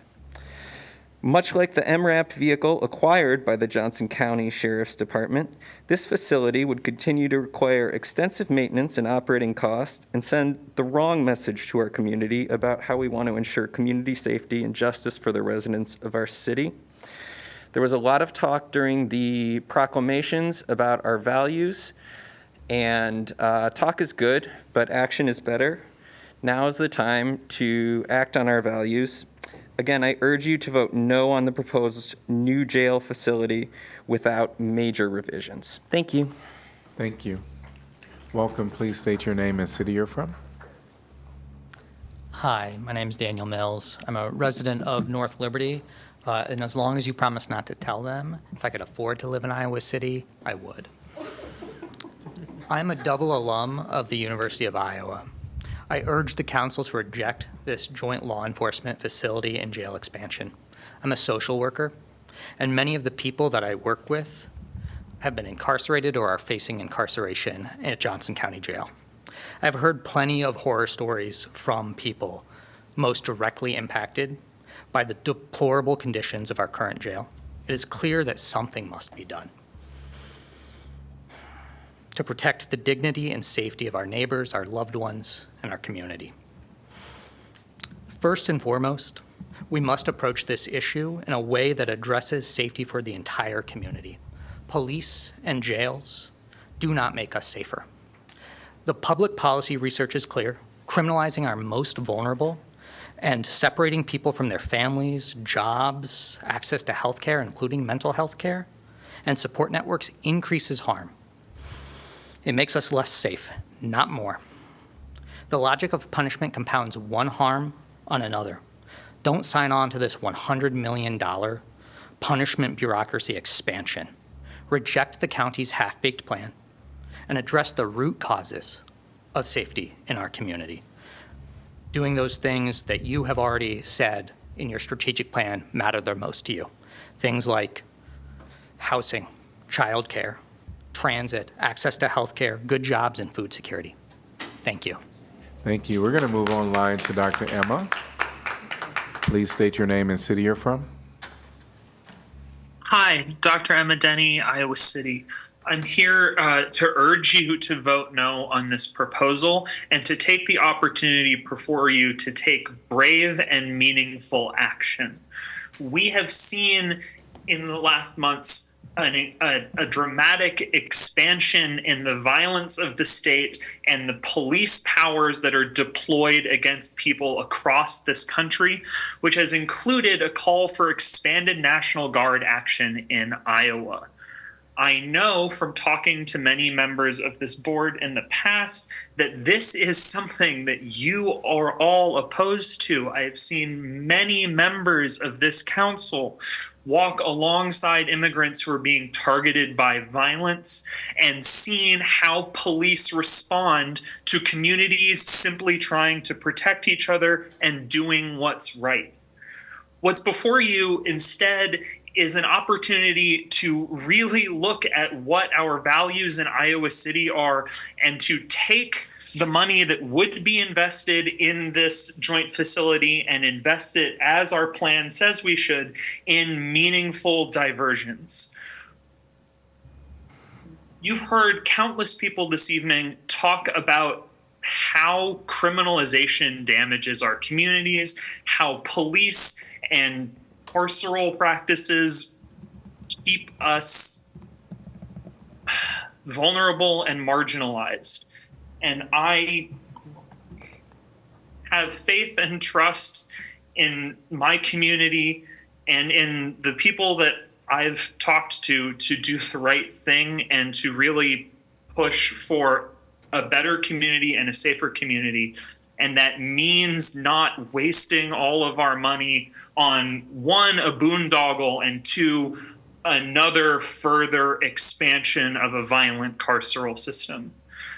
I urge you to vote no, And I urge you instead to, one, look at reinvestment to make sure that the people who are subjected to this carceral system have clean beds, clean places to live, have access to health care, have access to mental health services. I urge you to take this moment to reinvest in those services to make sure that people do not end up in this violent system in the first place. You have an opportunity with another joint program with the county that was proposed by Mandy Remington and other members of this council to really try something that has not been tried in Iowa and really expand the options that our community has before turning to police. And I urge you to take that opportunity instead and vote no today. Thank you. Welcome. Welcome. Please state your name and city you're from. Hi, my name is Vivian Olson. I'm from Iowa City. And I think that a lot of great points have already been made, but I'd like to just go ahead and reiterate some of my own thoughts on similar themes. Specifically, pulling from the Shive-Hattery report on the Johnson County Sheriff's Office and Jail Needs Assessment, there were several references to how the first step is that diversion. A quote from page 6. Thus, it is important to note and recognize that, to a large degree, a community's jail is largely a downstream recipient of upstream decisions made by criminal justice policies and agencies beyond the control of a jail's administration. And then additionally, from page 14, Johnson County has implemented positive changes in the county's criminal justice system that allow for a dramatic reduction in the proposed facility needs. We've seen these changes implemented over the course of the past decade and more. Johnson County has a notably low incarceration rate. It's roughly half of that of the state of Iowa and less than a third of the national rate. And that's because of important policies like this. So beyond just theoretically in our own community, we've seen these practices applied to great effect. And I think that moving towards a joint venture, as expressed by many other members of the community, there's a concern that we lose a certain amount of insulation in our own policy decision-making to maintain those policies. Maintaining those policies is the number one recommendation from the consultant, Shive-Hattery, and in the dynamic political environment that we're in, I think that it's critical that we maintain that autonomy to enforce our own policies whenever possible. I'd also like to thank all of the people who are here tonight to voice these concerns.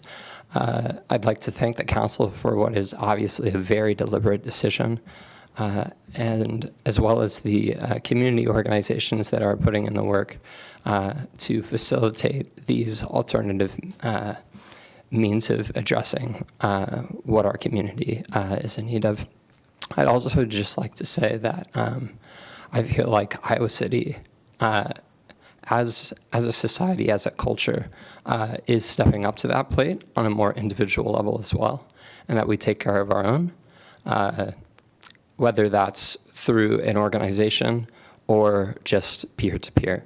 And I would encourage everyone here to take that ethos back to whatever situation seems to throw itself at you next. Thank you, everyone.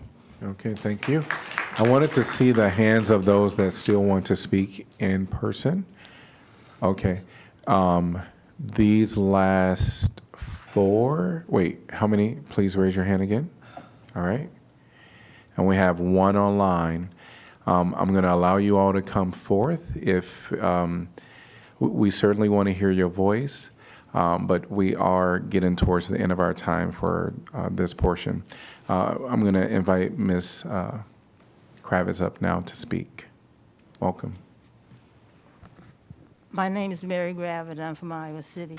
First thing we have to consider is the university. University is the reason for Iowa City existing. Now, I have nothing against the police. Every time I fall down, I call 911, two guys or a guy and a girl come and pick me up, ask me, do I want to go to the hospital? I don't want to go to the hospital, but they're service. And because maybe I'm from Philadelphia, I like the Iowa City Police. We need the Iowa City Police. If you lived where I live, you definitely know you need the Iowa City Police. I see that, little wagons go up and down. And, because I got some neighbors that need to see the police. But we have to consider Iowa City is its own thing, and uniting with other cities and little rural things in the Johnson County is not good for Iowa City. If you want a jail, build the Iowa City jail. We've been fighting over this jail, for 20 years. All the folks that died, ever since that policeman killed that person in his father's shop, everybody's been mad with the police. But as far as, it's not the police. We're in a situation now from the top, from that orange man who thinks he represents all of us. This is the problem. People are depressed and everything. And because I'm older, I hear these young people, they're very wonderful. This is what you need. But they don't understand why you need the police. You don't realize Iowa City population has changed. And you understand, even when this population hadn't changed, you need the police. But you don't need to get abused by the police. I'm not talking about being abused. But the first thing Iowa City has to think about is a university. And then we go on combining with other people. Saving a little bit of money now will cost us much more money in the future. A lawsuit can cost you more than $10 million. So we just got to be aware. And the younger generation has their ideas. Old people like me have my ideas. But you need the police, and all policemen aren't the same, except that one that came to the senior center and tried to talk to us, and I thought all the old people was going to jump him. But he was in charge of homicide, and he had a gun. That's why they didn't jump him. He had a gun and a badge. Thank you. We're going to move online to Maria. Welcome. Please state your name and city you're from. Hi, my name is Maria Jose Plata Flores. I live in Iowa City. I wanted to talk about to compel you all to please vote no on this project, because I just want you to think about I feel like everyone is talking about the staff and the incarcerated people themselves, but I also want you to think about the toll that this puts in local families.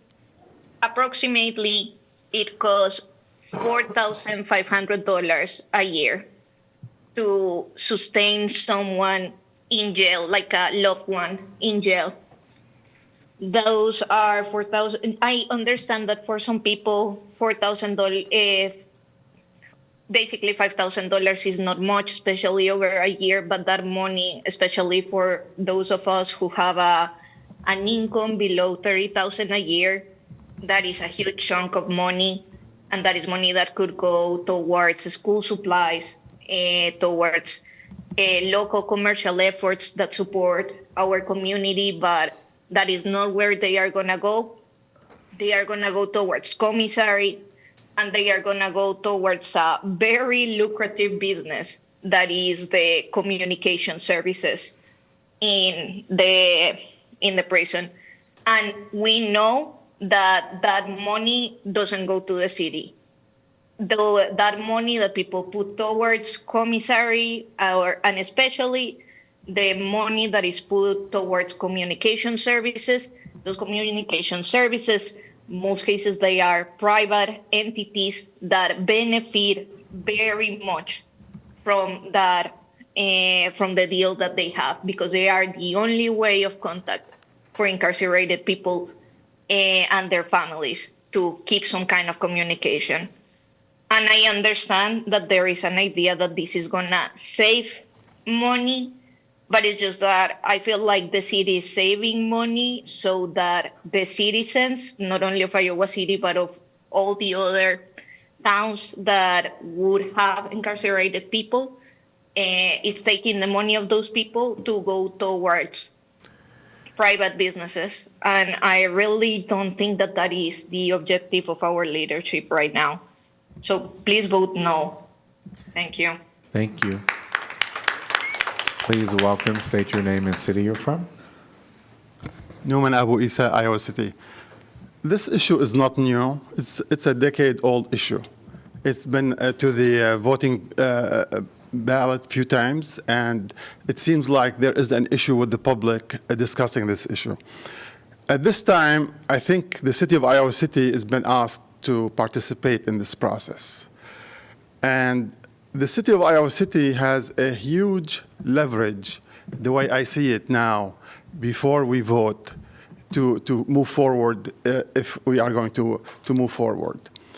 However, I don't think the city of Iowa City has allowed enough time for full public participation. Mayor Pro Tem mentioned last time we met with the county that the material has not been translated to other languages. For example, we were sitting at the chamber in Johnson County, and I requested that we have a screen for the public sitting in the back to be able to see the presentation, and that screen was live at the end of the presentation. It just tells you that the public has not been involved, and there are many participants interested in this process, and most of those participants are minorities. Look at the jail population and compare it to the population of this city and this county. So we need to have a proactive approach to reach out to those people and see what their input is. It's that simple. Get input from people impacted by this process. We have a huge leverage. There is a need. There is an opportunity. We need to take advantage of those opportunities. I mean, this is our time to maximize, to bargain for the land the city owns. And the timeline should be yours, not nobody else's. Nobody should be forcing the city to live to another timeline because of their schedules. It's our timeline, and I know that the University of Iowa Police is a participant, and I haven't seen them discussing this issue with you. The legal system is also a participant, and I have not seen their input. So I think there is a chance to include many people in this process and improve the process, improve the end results. And that's what I look for. I look for the city council to leverage our resources to the maximum for the benefit of Iowa City and Johnson County. Thank you very much. Thank you. Please state your name and city you're from. Izzy Kippis, Iowa City. I just want to voice my opposition to the Joint Commission to build a new jail. I took a class in undergrad in sociology. One thing we learned was like how to manipulate the results of a poll through the questions you ask on the poll. And I don't know if you guys have read the questions on this poll that went out that was polling like public support of the new jail, which was like overwhelmingly supportive. But not once in those questions did they ask or inform the responders the price tag of the new jail, which is $110 million. I think that would have impacted the results. We don't know how much it impacted the results, but I imagine that it'd be like a lot less support for it given that. Yeah, definitely encourage you guys to read those questions. It's very informative to me. But $110 million, where else can that money go? I might break from my abolitionist friends a bit and say that I love The Wire, I love True Detective, I love Twin Peaks, I love Disco Elysium. I think, in theory, detectives are badass. Now, what do our cops do, though, in our city? I had a friend that was in jail on Saturday night, Sunday morning. I bailed her out. I noticed, looking around, that most of the people that they were booking at that time were just like drunk college kids being put in the drunk tank. That seems more like a medical issue to me than like a carceral issue. I think those kids should be, taken to like a hospital or some university-run drunk tank or something, not like at the jail. And something like $110 million, that could be, a couple 100,000. You could have like a little facility that would like manage kids that are sobering up that were having incidents downtown or something. I think we should use $110 million for community responses instead of criminal responses, so that our police can be busting like murder cults and shipping container mafias instead of drunk college kids. Thank you. Thank you. Please state your name and city you're from. Hello. My name is Bryn Garner-Prouty. I'm a resident of Iowa City. I'd like to echo the sentiments of a lot of my fellow speakers that any additional funds put towards mass incarceration represent a lost opportunity to divert those funds towards social programs that could actually reduce crime, reduce arrests, and actually improve the city we live in. I know so many people right now that are struggling to find jobs, but who are also constantly showing up to help out their friends, volunteer, or do mutual aid work. And I think social programs like alternatives to police would just be so great to fund that sort of meaningful work. I don't want Iowa City to be a place where the best job you can get is working as a prison guard. Thank you. Welcome. Please state your name and city you're from. Hi, my name is Vito Hernandez. I'm a resident of Iowa City. I think you should vote no on this. It sounds like the county is trying to pressure you into saying yes because they need it more than we need it. Our crime rates are pretty low. We don't really need this. A majority of the people that go into jail are drunk kids or people that are having a bad day, bad time, and get picked up. I don't think this will ultimately benefit us with a $10 million savings. That means nothing compared to how much we'll be spending on it and how much we'll be spending to put people into it and keep them in there. We feel a pressure to fill spaces when we see that they're empty. I feel like that's just going to happen with these beds. I don't think we should be doing this. I think you should vote no. Thank you. And this is the last speaker. Please state your name and city you're from. Yeah, I'm Nix from Iowa City. I don't really have much to say. I think that first and foremost, our needs assessment is a little bit BS. I think we could just decrease our police force. We would be fine within that space if we just decrease the police force. So I think the space needs assessment could be done a little bit differently. And second of all, I just want to be really clear here that what we're talking about when we build a joint entity facility is space for law enforcement, training facilities for officers, as well as a multitude of other things for staff that they mentioned, like locker rooms. They don't really mention much about the actual incarcerated people. And people love to kind of sugarcoat it, but when it comes down to it, you would be involved in putting people in cages. Jails are cages for human beings, right? And when we put money towards that, you then are helping facilitate caging people. And I just think that you should sit with that and think about what it would be like to be in a cage. Yeah, it's really upsetting. And I think, lastly, if you find yourself, this body, voting yes to this, you will find a very intense Stop Cop City campaign on your hands in your city. Thank you. All right. Thanks to everybody that came forth. We're going to switch over to council discussion.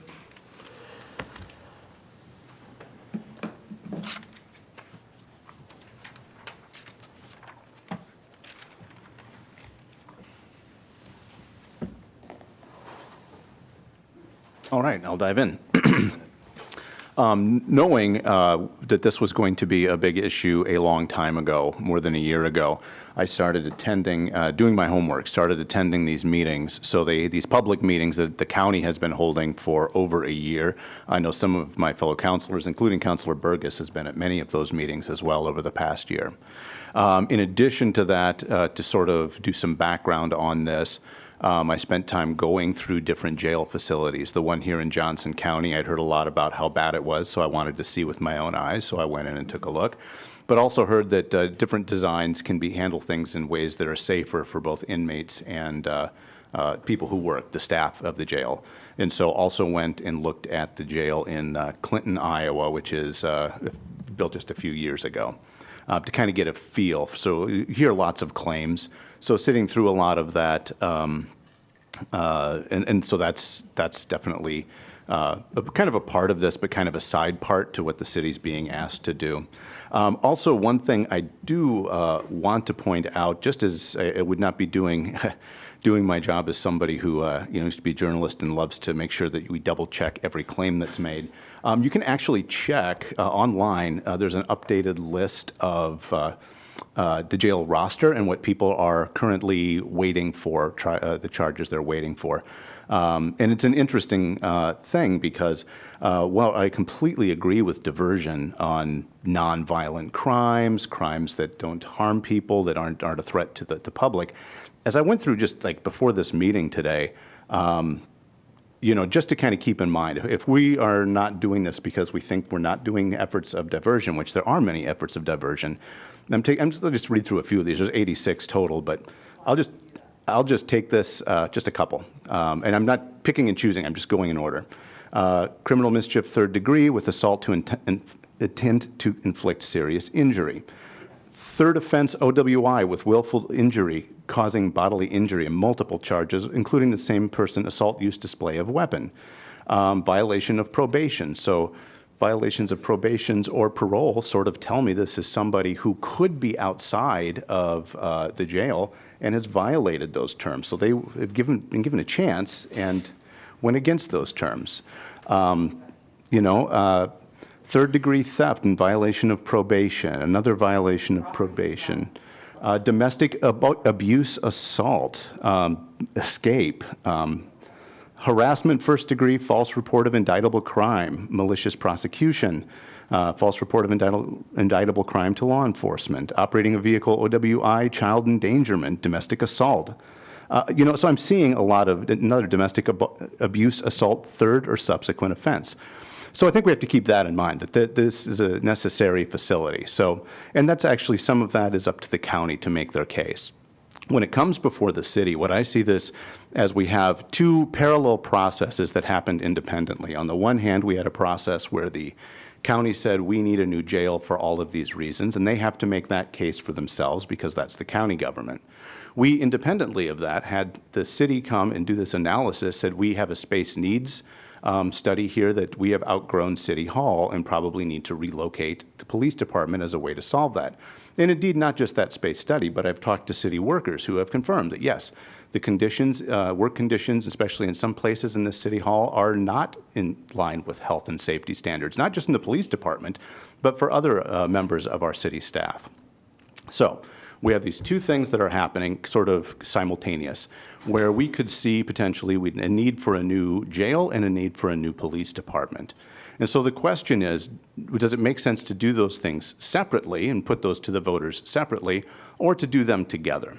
And the argument for doing them together is a savings of $10 million plus maybe some other savings. So the question that's before us is whether or not we move forward to take this to the voters, because we actually aren't deciding on building anything. This body doesn't have that authority. What we can say is we can go to the voters and say, do you think this is worthwhile? And if the voters say it's worthwhile or they say it's not worthwhile, that's the direction we have to go. So we could decide to move this forward, and a year from now, voters could say, nope, we're not going to do this. Or they could say, you know what, we're convinced that it is necessary. The people that we're advocating for these things are correct. So why look at it to the city? I think $10 million is a significant amount. I think that's maybe not, whether or not it's worth building or not, I'm comfortable giving that question to the voters and keeping to ourselves whether or not we decide whether or not it should go to the voters. I think that that's enough of a reason to send it to the voters and have them decide. And all of these arguments that people have been making, including all of the statements here tonight, and thank you for those, are certainly things that belong in that public campaign, and the public can hear those and make a decision accordingly. So I will be voting to move forward with this for those reasons. Thank you for kicking, excuse me, thank you for kicking that off. I think I just kept writing notes and notes and notes from the people who are speaking, from both online and in person, as well as from the meeting with the joint entities, with the county the other day, and then also as a reminder with the needs study. And so one of the things actually that Sean didn't mention that I would just bring up, I mean, he sugarcoated it in saying that the needs study came short. If any one of you went through any portion of City Hall, you would be horrified. These are awful working conditions. This is the best part of City Hall, right here. I tax any one of you to want to work in here 8 hours, 10 hours a day. And so what is before us as part of what is for the city is, are we in a position to alleviate pressures, not just in terms of saying, oh, well, it would make sense, given the space needs assessment, to say, well, we could move the police off-site to a different one, but really to alleviate the pressures of a growing city staff to be able to help. I'm not talking about the jail right now. I'm talking simply about what the needs for the city to consider are. That is what. And so, what I'm talking about here is the fact that we need to consider as well, is this council, the next council, or councils, I don't know, for the foreseeable future, going to also feel in a position to bond out and then have voters actually vote to say, yes, we will vote to spend money for city facilities? I don't see that happening. So it is not a question, it is not a situation where any one of us wants to necessarily spend money on public improvements per se, but given the state of what the facilities are like, it is a question worth asking. As was laid out about whether we should, the timing of this, and I absolutely take people's point about we shouldn't feel pressured, and yet this isn't simply about the county. This is also about state legislature and when the timing of votes need to go through. So I just want to put that forward as well. I think it holds to say, put it to voters to say, what would you like to do? We don't have that authority. And there have been conversations about this, and from my understanding as well, many of you have been in these conversations for a while. So this is something that I think voters can actually make a decision on. As far as the jail goes, this is actually, I want to be very clear, this is not something that we actually have any purview on. Exactly. And I understand that that is in fact what concerns among counselors are, but it's never been, like, that's not our purview, nor would it be. So, and I understand that you're saying exactly, it's like, it's two halves of the coin. So. I'm going to just respectfully ask people to remain silent while the council deliberates. Thank you.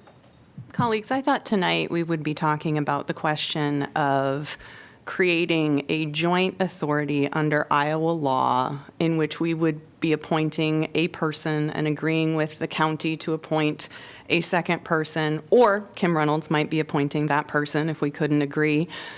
I thought that's what we were going to be speaking about tonight. And I am just really, okay, what I'm hearing so far from my colleagues and from staff is that there's an opportunity here to save money, possibly $10 million in the construction of a facility. We will be giving up significant authority and have to do a tremendous amount of public and political work if we go forward with that. But the thing that has not yet been said in this meeting is the reason we're being asked to do this is to lower the threshold by which such a facility would be approved by the voters to 50% plus one instead of 60% plus one, because our community historically does not support at the 60% plus one threshold the construction of a jail. That's the savings that we're actually, like, I think that's why we're being asked to do this and to do this now. $110 million price tag for a facility like this, I do not, like, long before people with my ideology were anywhere near an elected position in this county has rejected the idea of significant public spending on jail facilities. I do not understand why the city of Iowa City would want to hitch its wagon to something of a scope that is just not in accordance with what we've been talking about. This council, if we go forward with a new police station, had a price tag of $32 million. Of the proposed $10 million savings, which again, it is saving what, right? It's still spending public dollars. Of the proposed $10 million in savings, 4.5 million of that was presuming that we, Iowa City, would be building an air-conditioned parking facility for the police department. That may not be something that we would want to do. So reduce that $10 million by 4.5, and then also acknowledge that the consultants who were paid to provide this analysis to us of who needs what did not allocate the savings as between the two different departments. So we cannot say that we are actually saving money for our constituents. I think we should vote against this purely on why would we sign up for so much time and energy to make sure this process could go forward in a way that aligns with our values. As I sit here, I do not know how this council of 7 individuals could select a person to represent us in this process. I'm pretty sure a majority of council does not agree on a site for this proposed joint facility. The county has been clear they do not have a plan B if we are not going to give them or sell them at some very reduced cost the site that they've been talking about. So if we already know we're probably not going to be in favor of that, why would we be signing up to go through a process to try to appoint someone that I have a hard time believing we would even be able to agree on? On our pending work session topic list is the idea of, appointing people to boards and commissions kind of sucks, right? It's hard. It's fraught. We've run into some issues going through that. I think this would be the most politicized commissioner we could possibly select. I've also been on this council when we appointed a member of council. That was really fraught and really difficult. We can avoid all of that and stay in charge and not have to create complicated mechanisms for the person who we do appoint to come back and check with us and have us vote and direct them and maybe have split votes, maybe have a split vote on who even we would be appointing. I do not think that is a responsible way to represent our community when the question of a police station and how that might be replaced can and should be separated from this tremendously controversial and historically unpopular idea of a jail.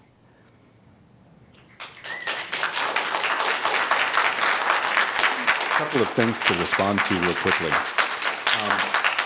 In our meeting last week, I'm pretty sure that, and I hopefully don't get this, I'm not mistaken here, but County Board Chair Green didn't say that they didn't have a Plan B. He said they wouldn't want to talk about a Plan B because that would involve real estate sales and could affect the price of any property they were looking at. At least that's what I got from that comment, or what he talked about, just as a little point of fact. So it's interesting, thank you for bringing up the 50% versus 60% thing, and that's actually something I've had a problem with, 60% requirements for bond votes for 30 years when I started covering school bond issues as a young reporter, because inherently that is a minority rule situation. I believe, with maybe the possible exception, my personal values here, possible exception of a constitutional amendment, that a democratic process is a majority rule. So 50% plus 1 is exactly a democratic process. Whether or not, the 60%, I mean, like, I don't lose any sleep over it becoming 50% because that is the majority. And I've often thought that requiring 60% is anti-democratic because then you can have 41% of the voters making a decision. And when I used to see that, it was, coming from usually the other side of the political spectrum because just people didn't want to spend money on something, whether or not it was whatever the values, merits of a particular project are. So, I think that from that perspective, I don't have a problem with, that. I don't think that's relevant. And I think it's one of those things, too, that any position, the whole thing of majority rule is whoever makes the strongest case, that's who wins that election. And so if you are correct, and I think it's possible you could be, that this county would reject something like that, then the county can reject something like that. And like I said, I think there's enough possible benefits that it's worth sending to the voters and kind of letting that take its course. And what the voters decide is what we do. So, heard a lot of things from the public speakers, and there's a couple themes that I was writing out, and one theme is that there's not enough information about the facility, or we don't know enough about it yet. And I think you're right. It's not fully designed, but we aren't tonight voting on a police station. We aren't even voting on a lease. We're just talking about next steps, and there are a ton of off-ramps. And for that reason, I think we should move forward with next steps and understanding that there are a lot of opportunities for us to say this isn't working. Councilor Burgess, I think you're right. It could be really hard, and it could actually not work out for us to find somebody to appoint to this. But I do think that we should make that effort. I think it's going to be hard, but I think that we should do things that are hard because that's what the community demands of us. And the reason we should do hard things is because ultimately this goes to the voters. Like, I really think we should not be denying the voters the right to make this choice. So I am comfortable moving forward, understanding that there are multiple off-ramps, there are multiple opportunities for us and the county to say this isn't working, and also the big off-ramp, which is this community. We should let our community speak. It's very rare that we have an opportunity to actually have a vote where everyone gets to speak and we get to hear from people who can't make it here tonight. I think that, there was also don't let this be all about dollars and cents, or don't let it all be about money. But the cost savings is important to me. And in my mind, that cost savings could easily be plowed into increasing more street outreach, increasing more mental health liaison time, increasing That's so stupid. and doing more community violence intervention. Like, I think we could, I'm always looking for ways to save money, and I am very supportive of lots of programs that we currently are doing, we're doing well, and I think we could do more of. I want to do more of those. I'm sincere when I say that. And when I can see an opportunity to save, then I think it makes sense. I don't even want to talk about the jail because I know that the county they are very focused on this and have been talking about it a lot. And I look at this as a city's opportunity to have a space for the police department, which we desperately need. Again, I am not committed to saying yes to the very end. I'm just saying, let's keep moving forward. Let's see what happens, and maybe give our voters a chance to weigh in. Just a quick clarifying question for our staff. Who decides the bond language for when it goes to the voters if we approve the joint authority? The commission. The three-person commission? Right. Thank you.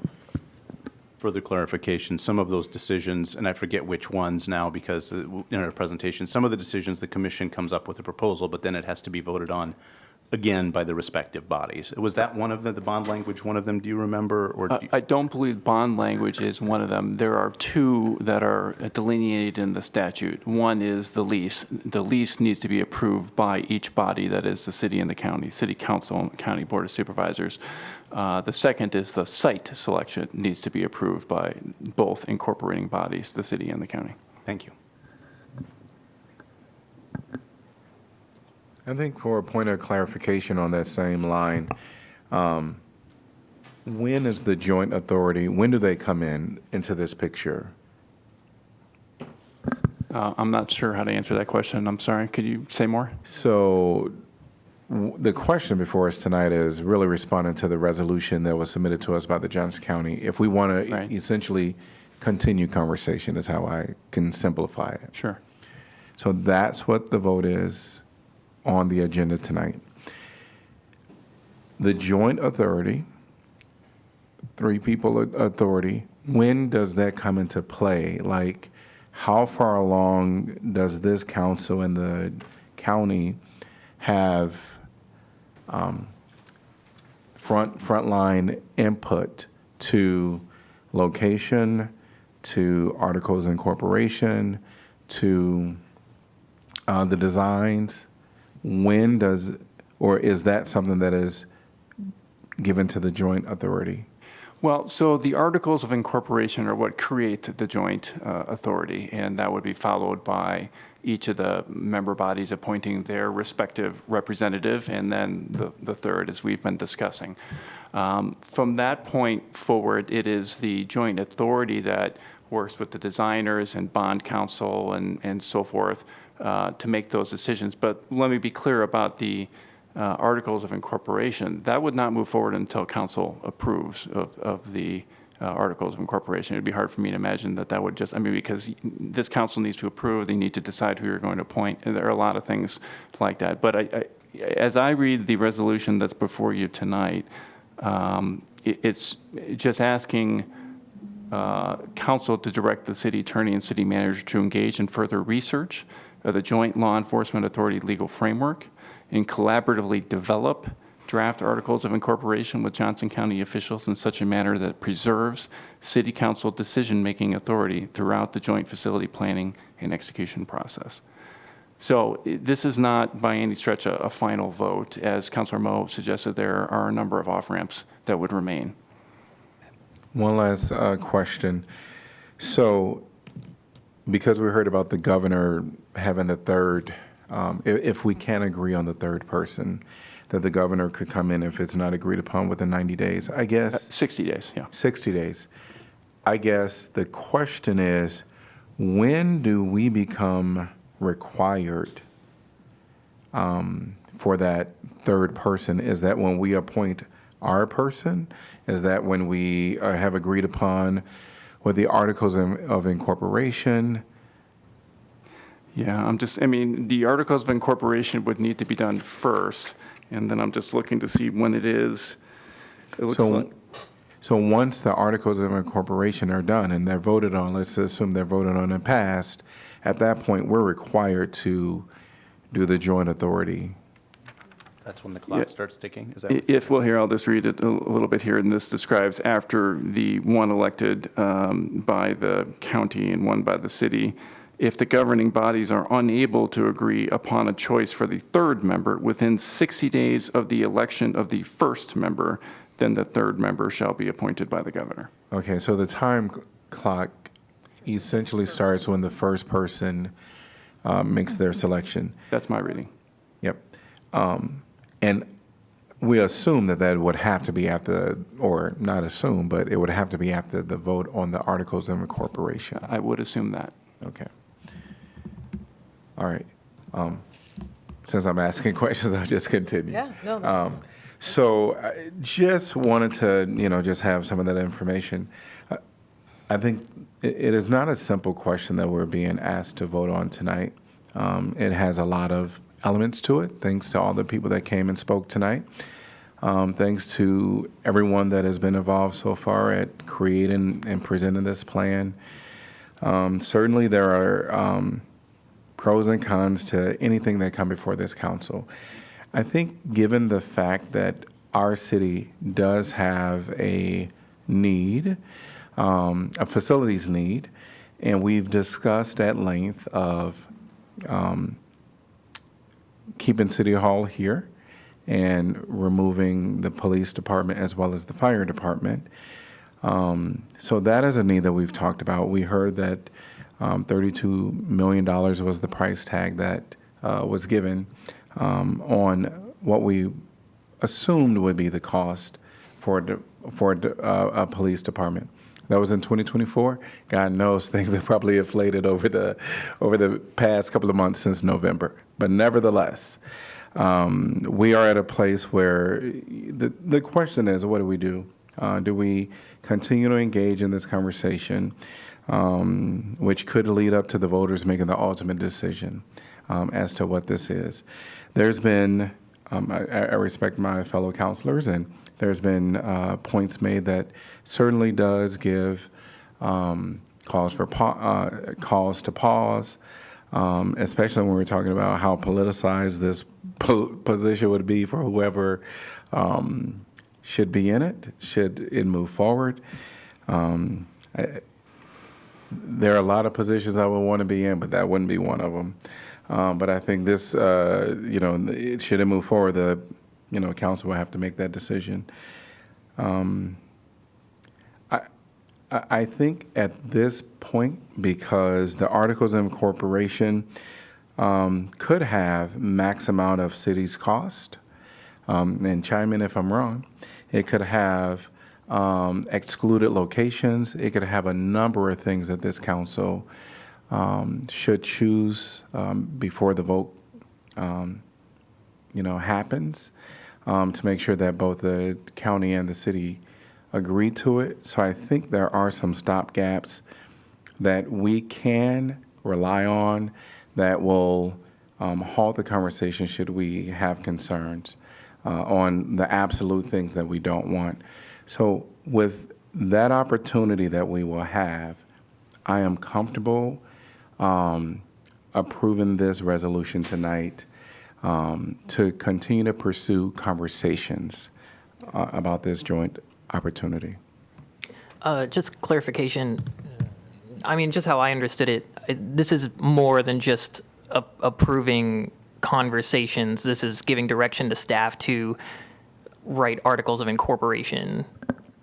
Right, to draft, again, reading the language, to collaboratively develop draft articles of incorporation with Johnson County officials in such a manner that preserves city council decision-making authority throughout the joint, joint facility planning and execution process. So next steps for staff, should this resolution be approved, would be to begin those discussions. And we would want, this would not be the last time staff talks with council about what council would like to see.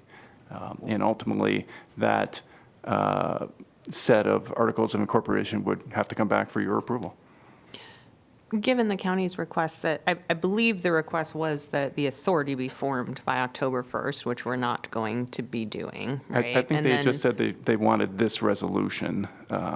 Well, so at the various meetings, right, it kind of moved. It's shifted. Yes, I agree. it has shifted. And so at what point would those who are in favor of moving this forward, what does the process look like from here? So we need to have at least a meeting on negotiating what we want in the Articles of Incorporation, according to the mayor. We need to have some kind of process to presumably advertise for and then figure out the mechanism for selection of a person. And then, I guess then we're out, right? Other than the joint selected person, because the commission, those three people will be the ones deciding their bylaws, right? Yes, that's right. And they'll be making all the other decisions about design and bonding and those things that you said, right? Yes, it would ultimately be up to that three-person body to make those decisions, yes. If I could add to that, I don't want to paint a picture to where this three-person authority operates in a vacuum. Mm-hmm. The only way that they're successful in moving something forward is for both partners to be pleased with the progress that they're making in their meetings. So when it comes to design and cost estimates and things like that, they're going to have to work really closely with city staff, with the police department, with my office, with consultants that are brought on board to guide it. They're not going to be just their own entity doing what they think is best. They're going to have to reflect the expectations of this council, of the staff and the police department. I mean, the way I see it, ultimately, it doesn't, for two of the facilitators, it is not our decision. It potentially, partially, could be half of one of their decisions. So, I mean, especially like what Councilor Burgess was saying about, I mean, do we really want to go into a type of process that has so many moving parts that we don't know exactly how it's going to play out yet for something that's so important to the community and historically has been extremely trivial, or not trivial, controversial to the community, where I mean, there were so many, I went into the joint entities meeting I left it with more questions than answers, and am already at the point where even through this meeting, there's been more questions brought up than answers. And I think if we were appointing a commission to build a rec center, I'd be fine with this arrangement, but we're talking about incarcerating people. We're talking about a jail. We're not talking about a facility, like I said, like a rec center or something like that, that we're doing a joint operations with the county. And one thing that someone brought up that I was going to bring up, and I brought up with staff earlier about concerns that I had when it comes to, there's six law enforcement agencies in the area in Johnson County, or in our metro area, plus the Johnson County Sheriff's Department. And having been someone who's interacted with all of them, I think Iowa City Police Department has, because of work from councils in past, there's just so much, there's kind of like a night and day difference, I think, when it comes to everyday interactions with the Iowa City Police Department versus the Sheriff's Department versus UIPD versus Coralville Police Department. And I think that is a direct result of getting it to as good as it can be, a direct result from so much work from past councils and staff, trying to do the right thing. And, I commend all that work for, decades leading to this point. A concern that I have is moving forward with a joint facility where a lot of the areas saved are social areas, and policy is different from culture. I would rather Iowa City have more direct impact over the culture that we have already made here in Iowa City for our police department, and not necessarily giving the power to a sheriff's department, which is an elected official, so it just kind of has more intrinsic power. And let's face it, I mean, we currently have a sheriff who is actively hostile to diversion of any meaningful degree. And I will say that with 100% certainty. We're looking for free money for a mediation program, $250,000, which could divert as much as 10% of calls in the county. And he got up right next to me and said, I don't want this. So when it comes to handing over keys of power for a jail to someone who the diversion that the county attorney and the sheriff's department does is woefully inadequate. We think we're so progressive in Iowa City, in Johnson County, when it comes to diversion. We're light years behind. And I really want people to understand that. Not only that, but the sheriff's department also poached from Community Crisis Center in what I would call dubious terms, specifically to consolidate that power and to put it under his wing. So why are we trying to give so much power to another law enforcement agency to potentially influence ours? That's one of the main concerns that I have with this. And, it just, there's so many things that could give someone pause, and it's, I don't know, kind of disappointing to me how we're just like, I think as elected officials, especially when it comes to the amount of, beds we're looking at a facility for, I mean, the county attorney and the sheriff's department want what is effectively double the amount of beds and could be more, depending on how you look at it. And I think if we do our jobs correctly as public officials, we shouldn't be putting ourselves in a position where that could be the end result and we don't have the control over it. And also just assuming that that's what we need in the first place. If we do our jobs and continue with the trend and the trajectory that we're on because of good work, which is a lowering incarceration rate,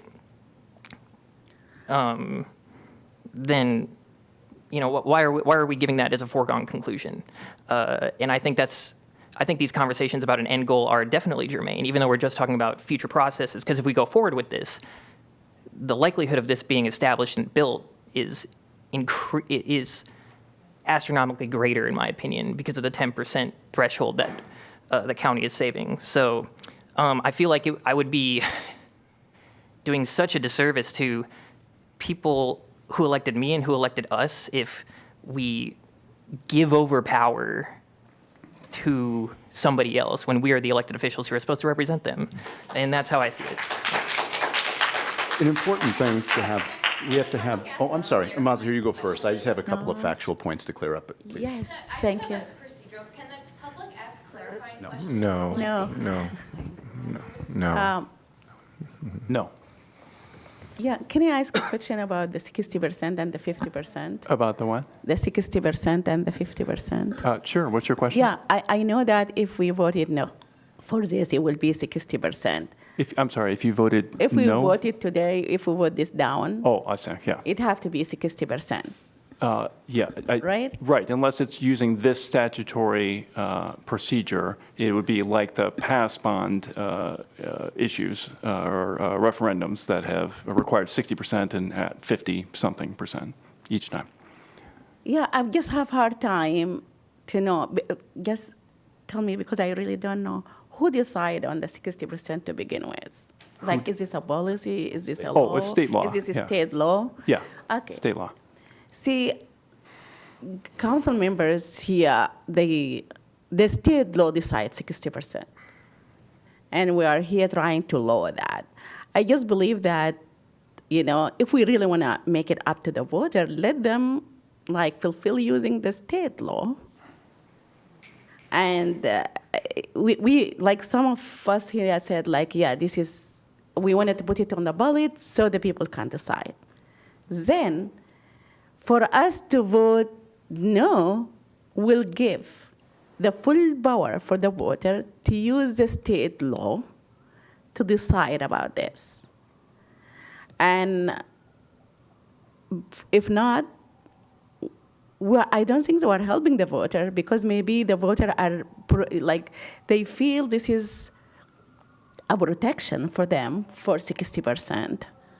And we are just thinning that protection. That's what I think. And spending $110 million, I don't think this is reasonable investment of public fund. Building a new jail does not address the root cause of incarceration. Poverty, housing stability, mental health crisis, and systemic inequality. We are not addressing those. Instead of we are expanding a jail capacity, we should be investing in diversion programs, mental health,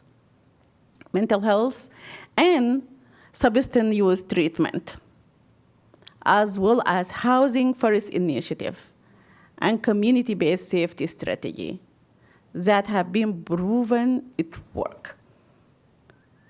Instead of expanding jail capacity, we should be investing in diversion programs, again, and all kind of diversion programs.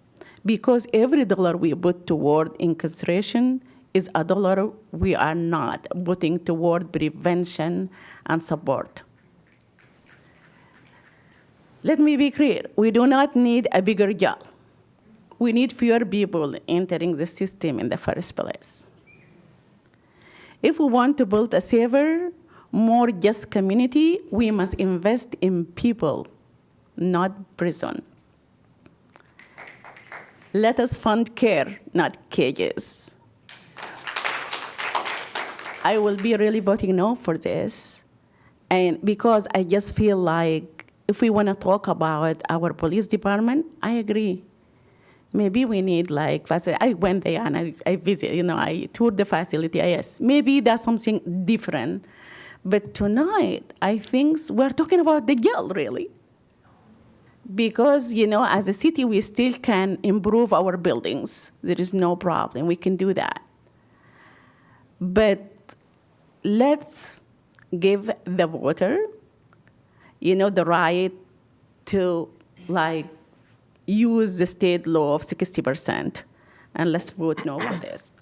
And after that, the voter would decide. Has been coming many times. I heard that it has been put in the ballot many, many times, and it failed. And I think now the county is just asking us to lower the bar from 60% to 50%. I'm going to be voting no for this.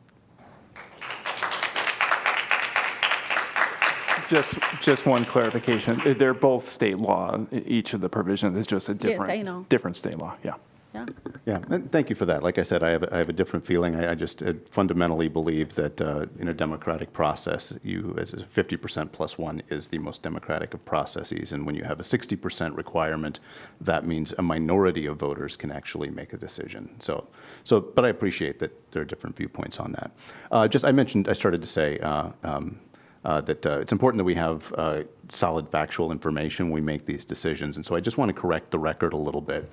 I think Councilor Weiland may have been mistaken when he said that the Sheriff's Department and the county don't do any diversion programs, and that's just not true. I didn't say that. I said they're hostile to more diversionary programs. I'm sorry, maybe I misheard you. Yeah. But what you actually said is they were hostile to the proposal that you took them, which may or may not have been right for them to be, but that's not the same thing as being hostile to all diversion programs. Yeah. I mean, that was one example of what I view as a pattern of behavior. Right, but that's with an N of 1. That's just one example. Is Well, there I was other just saying it examples? was one of a pattern of behavior. What are the other pattern? I mean, I mentioned the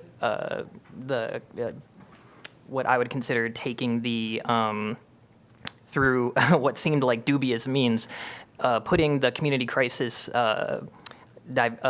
mental health liaison from an independent source under the wing of the Sheriff's Department. What budget season was that? I grant you that is a different approach than the city takes, but that's still, the very fact of having somebody in that mental health crisis thing, which, I've been following this closely enough to know that the communities where that's been active, engaged, I mean, that is doing it. It's just doing it in a different way than we do. Now, I like the way we do it, but I'm not opposed to other people taking different paths. And I certainly wouldn't say if they take a different path that they're not, automatically doing something wrong. It's just a different choice. I'm actually kind of curious to see if there is a difference between the two. And that's, to me, that's really important because we're looking at whether or not we expand, and I'd like to expand those programs, but also in the way that's most efficient. So again, just sort of correcting the record that if we were to make a decision based on that, it's important to know the full scope of, everything from like the drug diversion programs, the programs that we cooperate with, such as GuideLink, for intoxication. So these things do exist. Yeah, that was another thing I was going to bring up was when it comes to utilizing the GuideLink Center, the Sheriff's Department utilizes the GuideLink Center at a completely disproportional rate as compares to the Iowa City Police Department. So that is one cultural thing, just looking at the data that I think is disproportional in what way? Low. Very low. They engage the GuideLink program very, very, very lowly. It's mostly the Iowa City Police Department, which is, again, I like the efforts that have been made by the city of Iowa City to do whatever they can and I think that they've done as good of a job as they can, And I also know that and so, like I was saying, one thing I fear is just about potentially losing a lot of that culture, which, I just see we're sharing weight rooms, we're sharing locker rooms, we're sharing lots of, that is something that gives me pause in all of this as well. It's just, I like the idea of us as a council and having our city staff just making sure that the policies that we make have the best and most desired effect. On that, we agree. Yeah. I don't want to go down a rabbit hole on this, but I do hear the culture as being a concern, and I think absolutely that is something to, take in consideration. When it comes down to the GuideLink Center, I just want to give one piece of information that I found, because Caring Handsome More, the business that I own, we were the first agency in this county that had crisis stabilization beds. So we had 3 beds, I believe, in 2016, through really until almost the time that the Guy Link Center opened, because we knew that was coming on board. What we found was University of Iowa, ER department, staff were going. We worked with Community Crisis Center. They were going and they would educate all the folks there and get them excited about this opportunity to divert people from being hospitalized for appropriate care in the community. And the beds will fill up. And then time will go by and the conversation didn't happen. And they would go back in, we would go back in with them, make those conversations, and the bed will fill up again. So I do think that when it comes down to the Guy Link Center, not just the sheriff department, should that be true about how they're doing the referrals, but other places in our community, we need to continue to make that effort to educate everyone that this is an opportunity. I did want to just maybe make some final thoughts. And typically, we don't go round robin up here, but I do.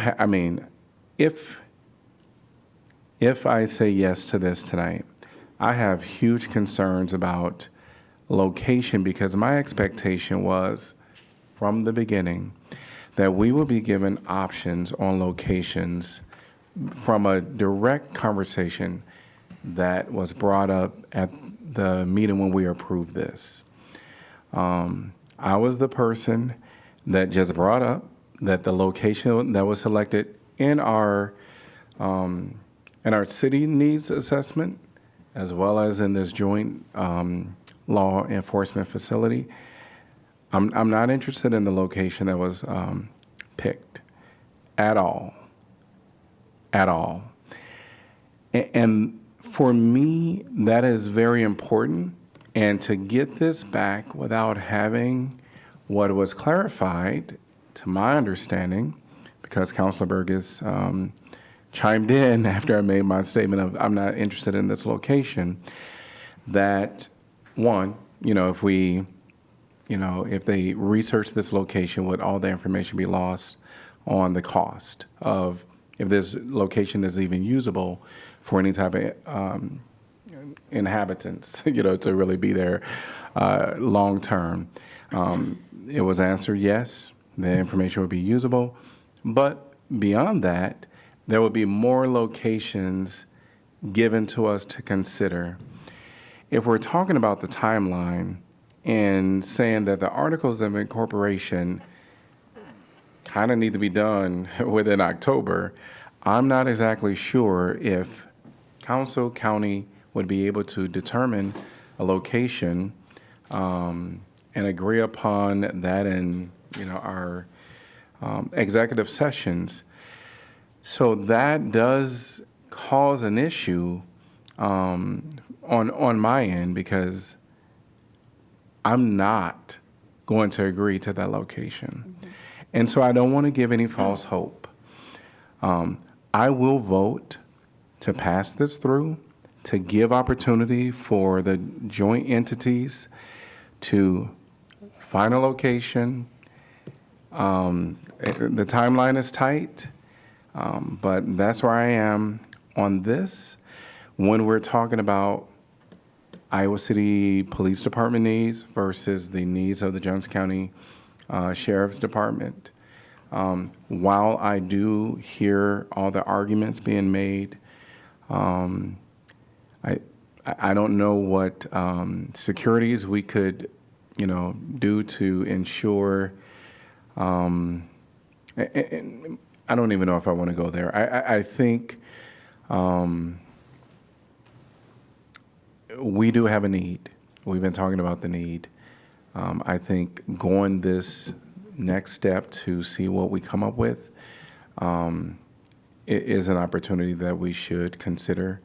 The 60% threshold, that is if the county and the city went separate in facility, getting their facilities. Is that correct? No, just if we said no to the jail, no to today.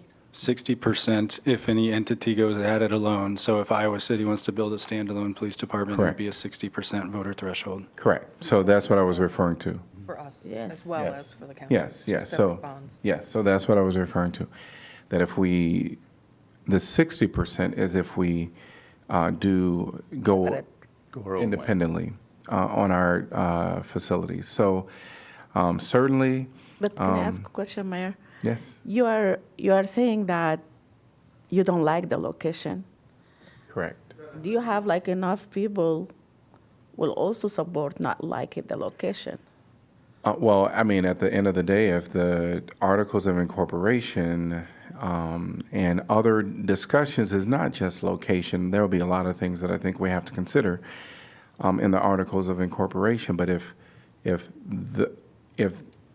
that is one thing that I won't change on, and so if that is not there, then when we get to the article of incorporation vote, it'll be a no for me. But like voting no tonight is 100%. It's not going to be built there. And Right, but I still believe that there is opportunity to give that opportunity to see what are the yes, you're exactly correct. But I still believe, at least for me, I want to just allow this opportunity to go forth and see what executive sessions be called between now and when the articles of incorporation come before us. I have a question for the city attorney after your. Well, yeah, And I will also state that if, in the articles of incorporation, if I understand it correctly, we can have specifics in there as far as this location. Is that not correct? Well, I guess I would say two things. One, the articles of incorporation need to cover a number of things outlined by 346.27. They can also include other things, potentially the site location. I don't think that was the plan, and remember that the site location needs to be adopted by council separately in any event. Now, I think I take your point about maybe it's a question of chronology for you, and that's your prerogative. But I just want to make it clear that even if the Articles of Incorporation did not include a location, that would still need to be passed by this council, the ultimate site location.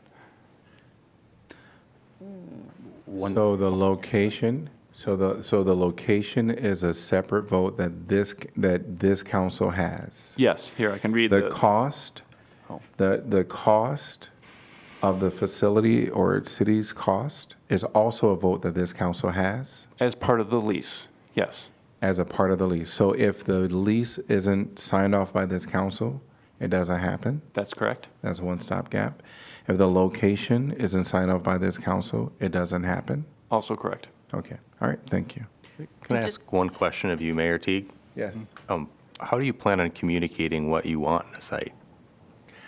Oh, so That was my question, too. I mean, it just seems like something that needs to happen quickly and May I probably. jump in, because I think that might be a legal question, if that's okay? I don't want to say the specific site, I'm just saying No. parameters. Keeping in mind, again, what Chairman Green said in our meeting last week about not wanting to talk about specific sites because of. Sure. what we do. At what point, this is my question, at what point can we have an executive session to talk about, if they have other sites in mind, where they can share those with us, or that we can start examining that? Because I don't actually have to me, site is where it works best and where it makes the most sense financially. Right. And so, but I know others can have different values on that, but if there were a couple of other sites being looked at, I'd be very open to looking at the pros and cons. And if there's one that's better, I mean, I don't know why I wouldn't consider that. So, but I don't know legally what that process is, which I think gets to Councilor Mo's question. Right. So as council is aware, there's a provision for going into executive session to consider a real estate either sale or purchase. My hesitation is I'm trying to think of what governmental body would be making that purchase. If it's a purchase that is ultimately to be made by the commission or authority, that would be their decision. If it's something that the county wanted to buy ahead of time and then as part of the deal, or the city would buy ahead of time and then again as part of the deal, then I think that would be fine. But I would have to give some more thought as to whether the council could go into executive session. At minimum, I imagine I could send a confidential memo outlining these are some examples of possible sites that have been put forth. I have a question for you too. Like, for example, if we went and we met with the county about location, and we said, you know, we just have to vote with them at that moment if we like the location as a city or not. Well, I want to make sure I follow your question. Like for now, say this is passed, and now the question about location, the mayor question about location. The current location is not, you know, is not ideally, for example. And we went there to the county and we told them, yeah, we just need the location to be changed. Is that like a vote at that time if we're going to go with this location or not? Or how we decide about location? Well, obviously that's up to you folks. That is, you can communicate in whatever fashion you wish, after engaging in a public meeting. And again, taking it away a little bit from the potential purchase of real estate, which again, for the reasons that Chair Green laid out, you would want to have in executive session so as to not run up the price. Sure. But if I understood your question, you were envisioning a joint meeting with the county. And what would be the question before you at that point? I want to make sure I'm answering your question. Yes, I'm just like, I don't know, maybe I didn't phrase it right. But I feel like, okay, let me ask you a different way. Okay. Can this vote in the ballot without assigning a location? Like say, haven't thought of that. from here until next, like the time to put it on the ballot, we did not agree to location and there is no location. Can it still be put on the ballot? Well, I have not thought much about that, but as I'm reading the statute and the order in which this is laid out, they're talking about what the authority is going to do, and they say to select, locate, and designate an area lying wholly within the territorial limits of the county seat, that's Iowa City, of the county in which the authority is incorporated as the site to be acquired for the construction, alteration, enlargement, or improvement of a building. And then's the next sentence about the site selected is subject to approval by a majority of the members of each governing body of the incorporating units. So certainly I would say that I was envisioning that City Council, and of course the Board of Supervisors as well, would be voting on the site well before the bond issue, because one would assume that members of the public would want to have that detail. Because that will be for the commission to decide, and after that, bring it to the two entity, right? I'm sorry, I'm not sure. Up to the commission that we're going to create the three people. Oh, sure. The three membership people of the are the one who going to look for like places and bring recommendation, and that recommendation have to be agreed by the two entity. Right. Each separate body needs to approve the site in separate votes. Like it come to us here and we approve it. That's right. Okay. You would need to approve it in order for it to move forward. Same with the county. Okay. Any other comments? I just a clarifying question on, because we were talking a lot about process, and I understand if this goes through tonight, then staff will be working with the county attorney's office and county staff maybe, or the supervisors themselves on drafting articles of incorporation. Are we committing to extra meetings? Like, what's our timeline? Because I think based on this conversation, we're going to have some very specific things that we want to weigh in on. Like, can you lay out how you would expect to proceed from here and what that timeline looks like? Sure. In conversations that I think came from that joint meeting last Wednesday, if memory serves, I think that the Assistant County Attorney Ryan Moss had indicated that the presumption is that they would start with the Articles of Incorporation of Woodbury County. That was the most recent example and the one that would be most similar to this project, so it would make sense to start there. Of course, any number of changes could be made, but one would assume that that would be done in short order. So I think in response to your question, Councilor Burgess, if you're looking for when will be the council's opportunity to tell us what it is that you want, one would assume that we'd want to have that conversation shortly. Okay. I think that this timeline is kind of absurd because when we're talking about so many, I'm a fan of doing hard work, but I'm also a fan of putting our hard work in places where I think that we're doing the most good. I don't see a way that we go about this without like many extra meetings that will be very time-consuming and contentious and be 4-3 votes.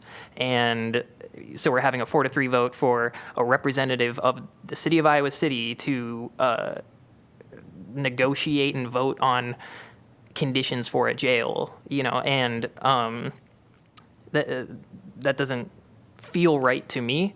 We're talking about, because I agree with the mayor wholeheartedly about the location. I think that's a non-starter for me as well, even if I were into any location. And that one is it's in our strategic plan to revitalize the river. I don't think that counts. But like I said, there's no, and Josh, you might be able to shine some light on this, but for me, it takes like so much time and work to develop one of these plans, kind of like what we've been seeing. Like if we just say no to this and then they're like, okay, well, what about this location? And then we say no to that. And like how much work goes in between each location and all of these plans? I have to say, it depends on how close to the parameters of the existing site the newly discovered site would be, I guess. Okay. If it's a wildly different configuration with different sets of problems. But yeah, it could take a long time to figure out exactly what's going on with the soils, with the infrastructure, with the roadways. Again, I'm going to repeat what I said. There are a lot of off-ramps here. This could fall apart. I'm only saying let's move forward, and like this could be a thing that's a long ways off. Mm-hmm. I believe the county should have approached us earlier to make this decision, and I feel like we should have been more clear earlier about the site not being the site that was a no-go site. But we're at where we're at. Let's move forward.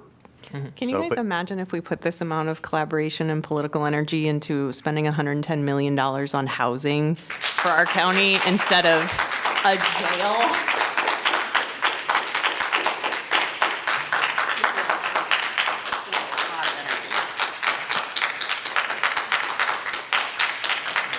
The county could do it themselves. That's all I'm saying. Can I offer a couple things that I think are important to mention? One, I want to be clear that the agreement that we signed to fund the joint study never anticipated additional sites. What we said is we would get site parameters. We're going to study this one particular site, which staff recommended, and we felt, obviously we did that in the space needs study too, which we felt was appropriate for reuse as a public facility. And then we said, we're going to study that site and get site parameters so that we could do site selection down the road if that was needed. But I want to be clear, we never committed to looking at additional sites.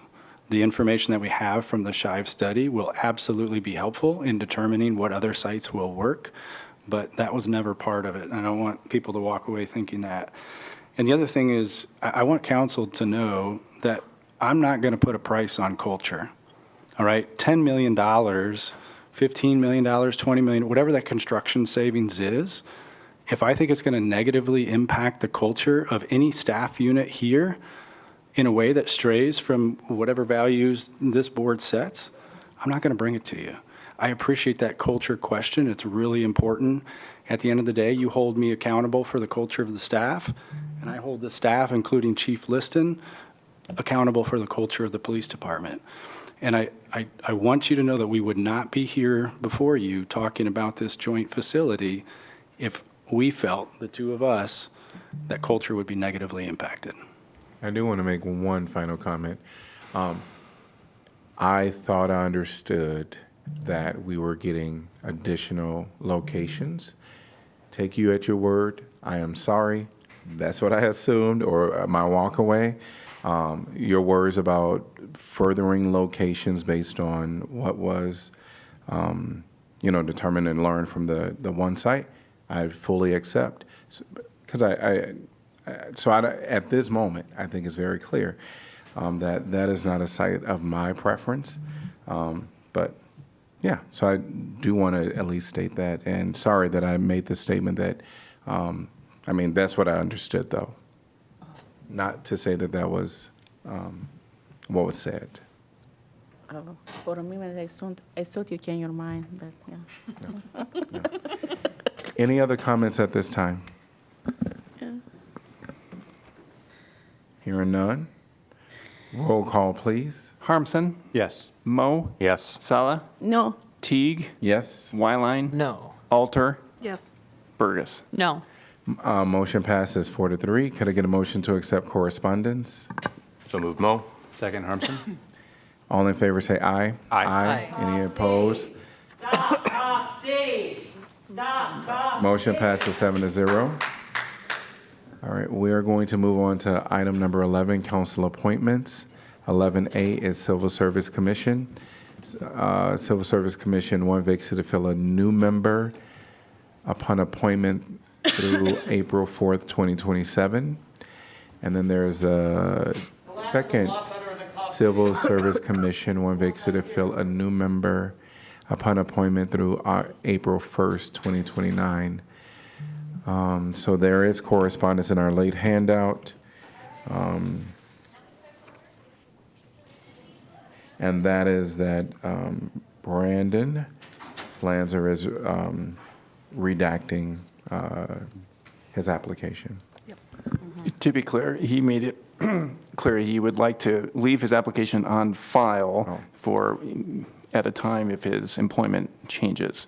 So I want to be clear that, for the record, he's not withdrawing it fully. He just wants to be not considered for either of these two appointments. Got it. Thank you for that clarification. Yeah, and thank you for the memo. It was very confusing, but you made it clear, so thank you. Sure. Yeah. So are we ready to, we have a single person that I think would be good for this position, and so I'd like to suggest that we appoint Melissa Jensen to the, I guess we should probably appoint her to the longer appointment to 2029. Is that logical? I think so. So moved by Mo, I'll second. second by Alter. Any discussion? All in favor say aye to appointing Melissa Jensen to the Civil Service Commission ending April 1st, 2029. Aye. Say aye. Aye. Any opposed? Motion passes 7-0. We're going to move on to item number 11B. Oh, I should Mayor. probably do a deferral. Do we need to do a I was going to ask for a motion for correspondence, Oh. but then Should we do it? We should do a we deferment would continue. or Well- continuous? Yeah, because the next question is we'll want to reopen applications for the civil service position because we've Sure. exhausted. Yeah, To be open until filled. yeah. Okay, all right. So could I get a motion to have the Civil Service Commission, one vacancy to fill a new member upon appointment through April 4th, 2027, open until filled? So moved, Mo. Second, Harmson? All in favor, say aye. Aye. Any opposed? Motion passes 7-0. Could I get a motion to accept correspondence? So moved, Burgess.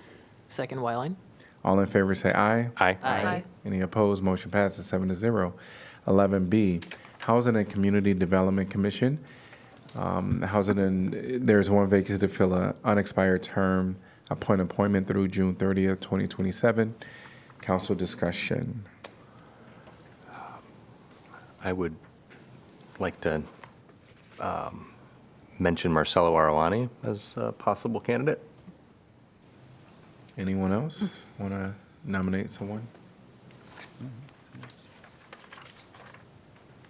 She was on my list. Yeah, so she's that's on fine. mine as Oh, I'm well. sorry. That's okay. Okay. So I hear 3. I don't hear any other names. Could someone propose a motion for? I'd like to move that Marcelo Arwani be appointed to the Housing and Community Development Commission. Moved by Mo, Second. seconded by Saleh. All in favor say aye. Aye. Any opposed? Motion passes 7-0. 11C, Library Board of Trustees, 1 vacancy to fill an unexpired term upon appointment through June 30th, 2027. Council discussion. Can I just say how much I love that our community, when it's something like a library board, we get this wonderful list of, long list of. Okay. So I think there's probably a few that we should consider. I'm just going to toss one name out this is not the only person I thought would be qualified, but I thought Ellen Fox was an interesting choice because of their time with working at the library.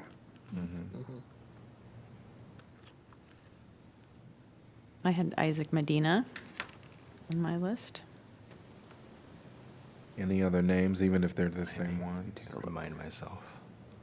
I know, I'm doing the same thing. I had Susana Rodriguez, but I don't know. This is clearly very difficult for one position to fill, and I didn't find anything objectionable. I had a good time reading all the applications. That's I'll a fair just way to that, say it. yeah. Yeah, and I didn't speak to anybody on this list for this one, so. So how would we like to do this? There's 3 proposed with 1 each of support so far. I mean, I could say that I really liked the Susana Rodriguez application. And if anybody has any objections to that, or would like to put another name up for, I would be willing to put Susana Rodriguez up, unless there's any objections. I don't have an objection. I just think the one thing about that, just the application's a little short. Like there's not as much to go off of. Nothing there is objectionable, Yeah. but I appreciate, like with the other 2, that they had explained a little bit more and gave me more to work with. Yeah. And that's fair. So there are 2 others for consideration of names that's been submitted. Ellen Fox and Isaac.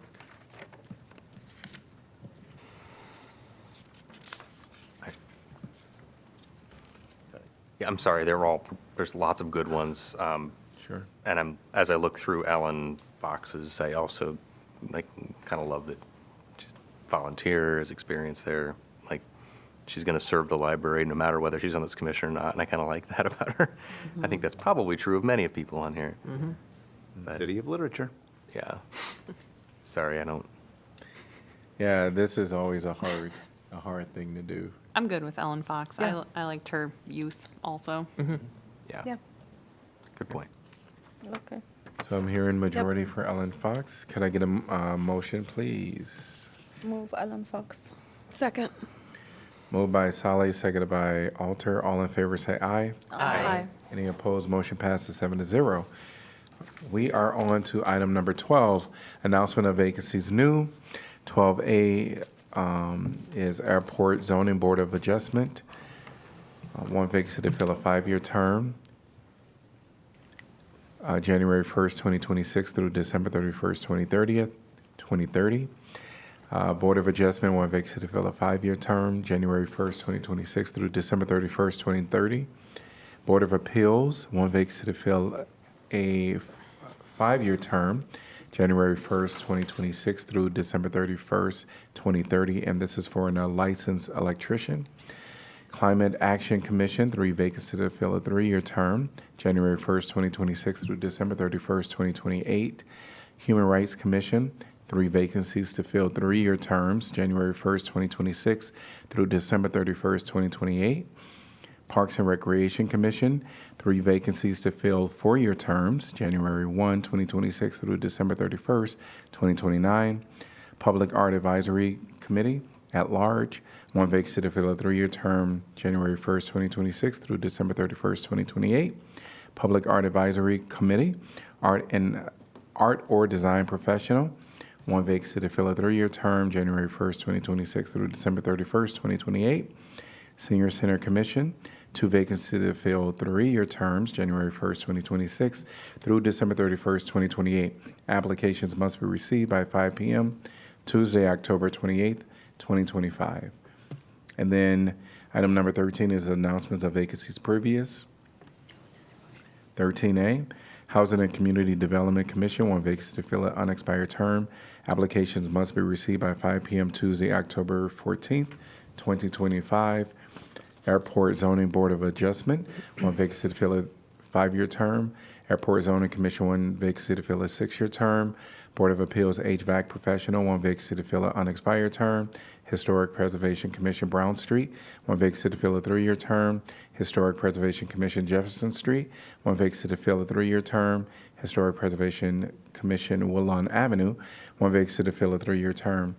Vacancies will remain open until filled. Item number 14 is City Council information.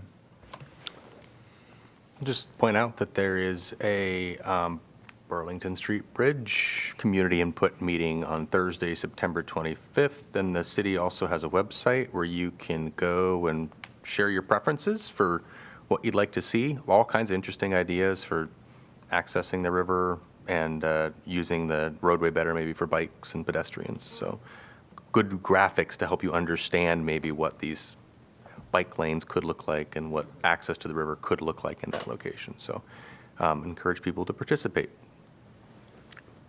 Next week is Climate Action Week. So events every day, and I think, is it Monday? It's out at the airport. Is that correct? I believe. Sounds right. Yeah, from like 4. Oh, I should have this stuff written down. It's on my whiteboard on my fridge. It's on at home. icgov.org. That icgov.org. Yeah, I was going to say it is on the city website. So, but yeah, Climate Action Week all next week. And I know Dream City is showing a movie on Tuesday. So. I wanted to highlight from council the cool work that was put together by staff independently. I forget exactly what it's called. I mean, the cleanup program. Jeff, what exactly is that called? Very creatively called Project Cleanup. So correct me if I'm wrong in any of this information, but at various public places like It has to do with cleaning up. Yes. Various public places around town, like the library here at City Hall, like Robert A. Lee. You can pick up these kits. It's a garbage or like an orange bag that you can put trash into. You have gloves, and it's basically just for people to independently and without cost be able to go around their communities and their neighborhoods and clean stuff up on their own time. And you can put the trash next to your trash, and it will be taken without any extra cost. So I thought that was a really cool program that they put together. So thank you, staff who put that together. Yeah. Love it. All right. I will mention that we will go into work session to make a decision on if we're going to continue or adjourn. All right. We're going to go to item number 15, reports on items from city staff. City Manager's Office. Nothing tonight, thank you. City Attorney. Nothing from me either. Thank you. City Clerk. No, thank you. All right. Item number 16, could I get a motion to adjourn, please? So moved, Mo. Second. All right, moved by Mo, seconded by Altar. All in favor say aye. Aye. Any opposed? Motion passes 7-0.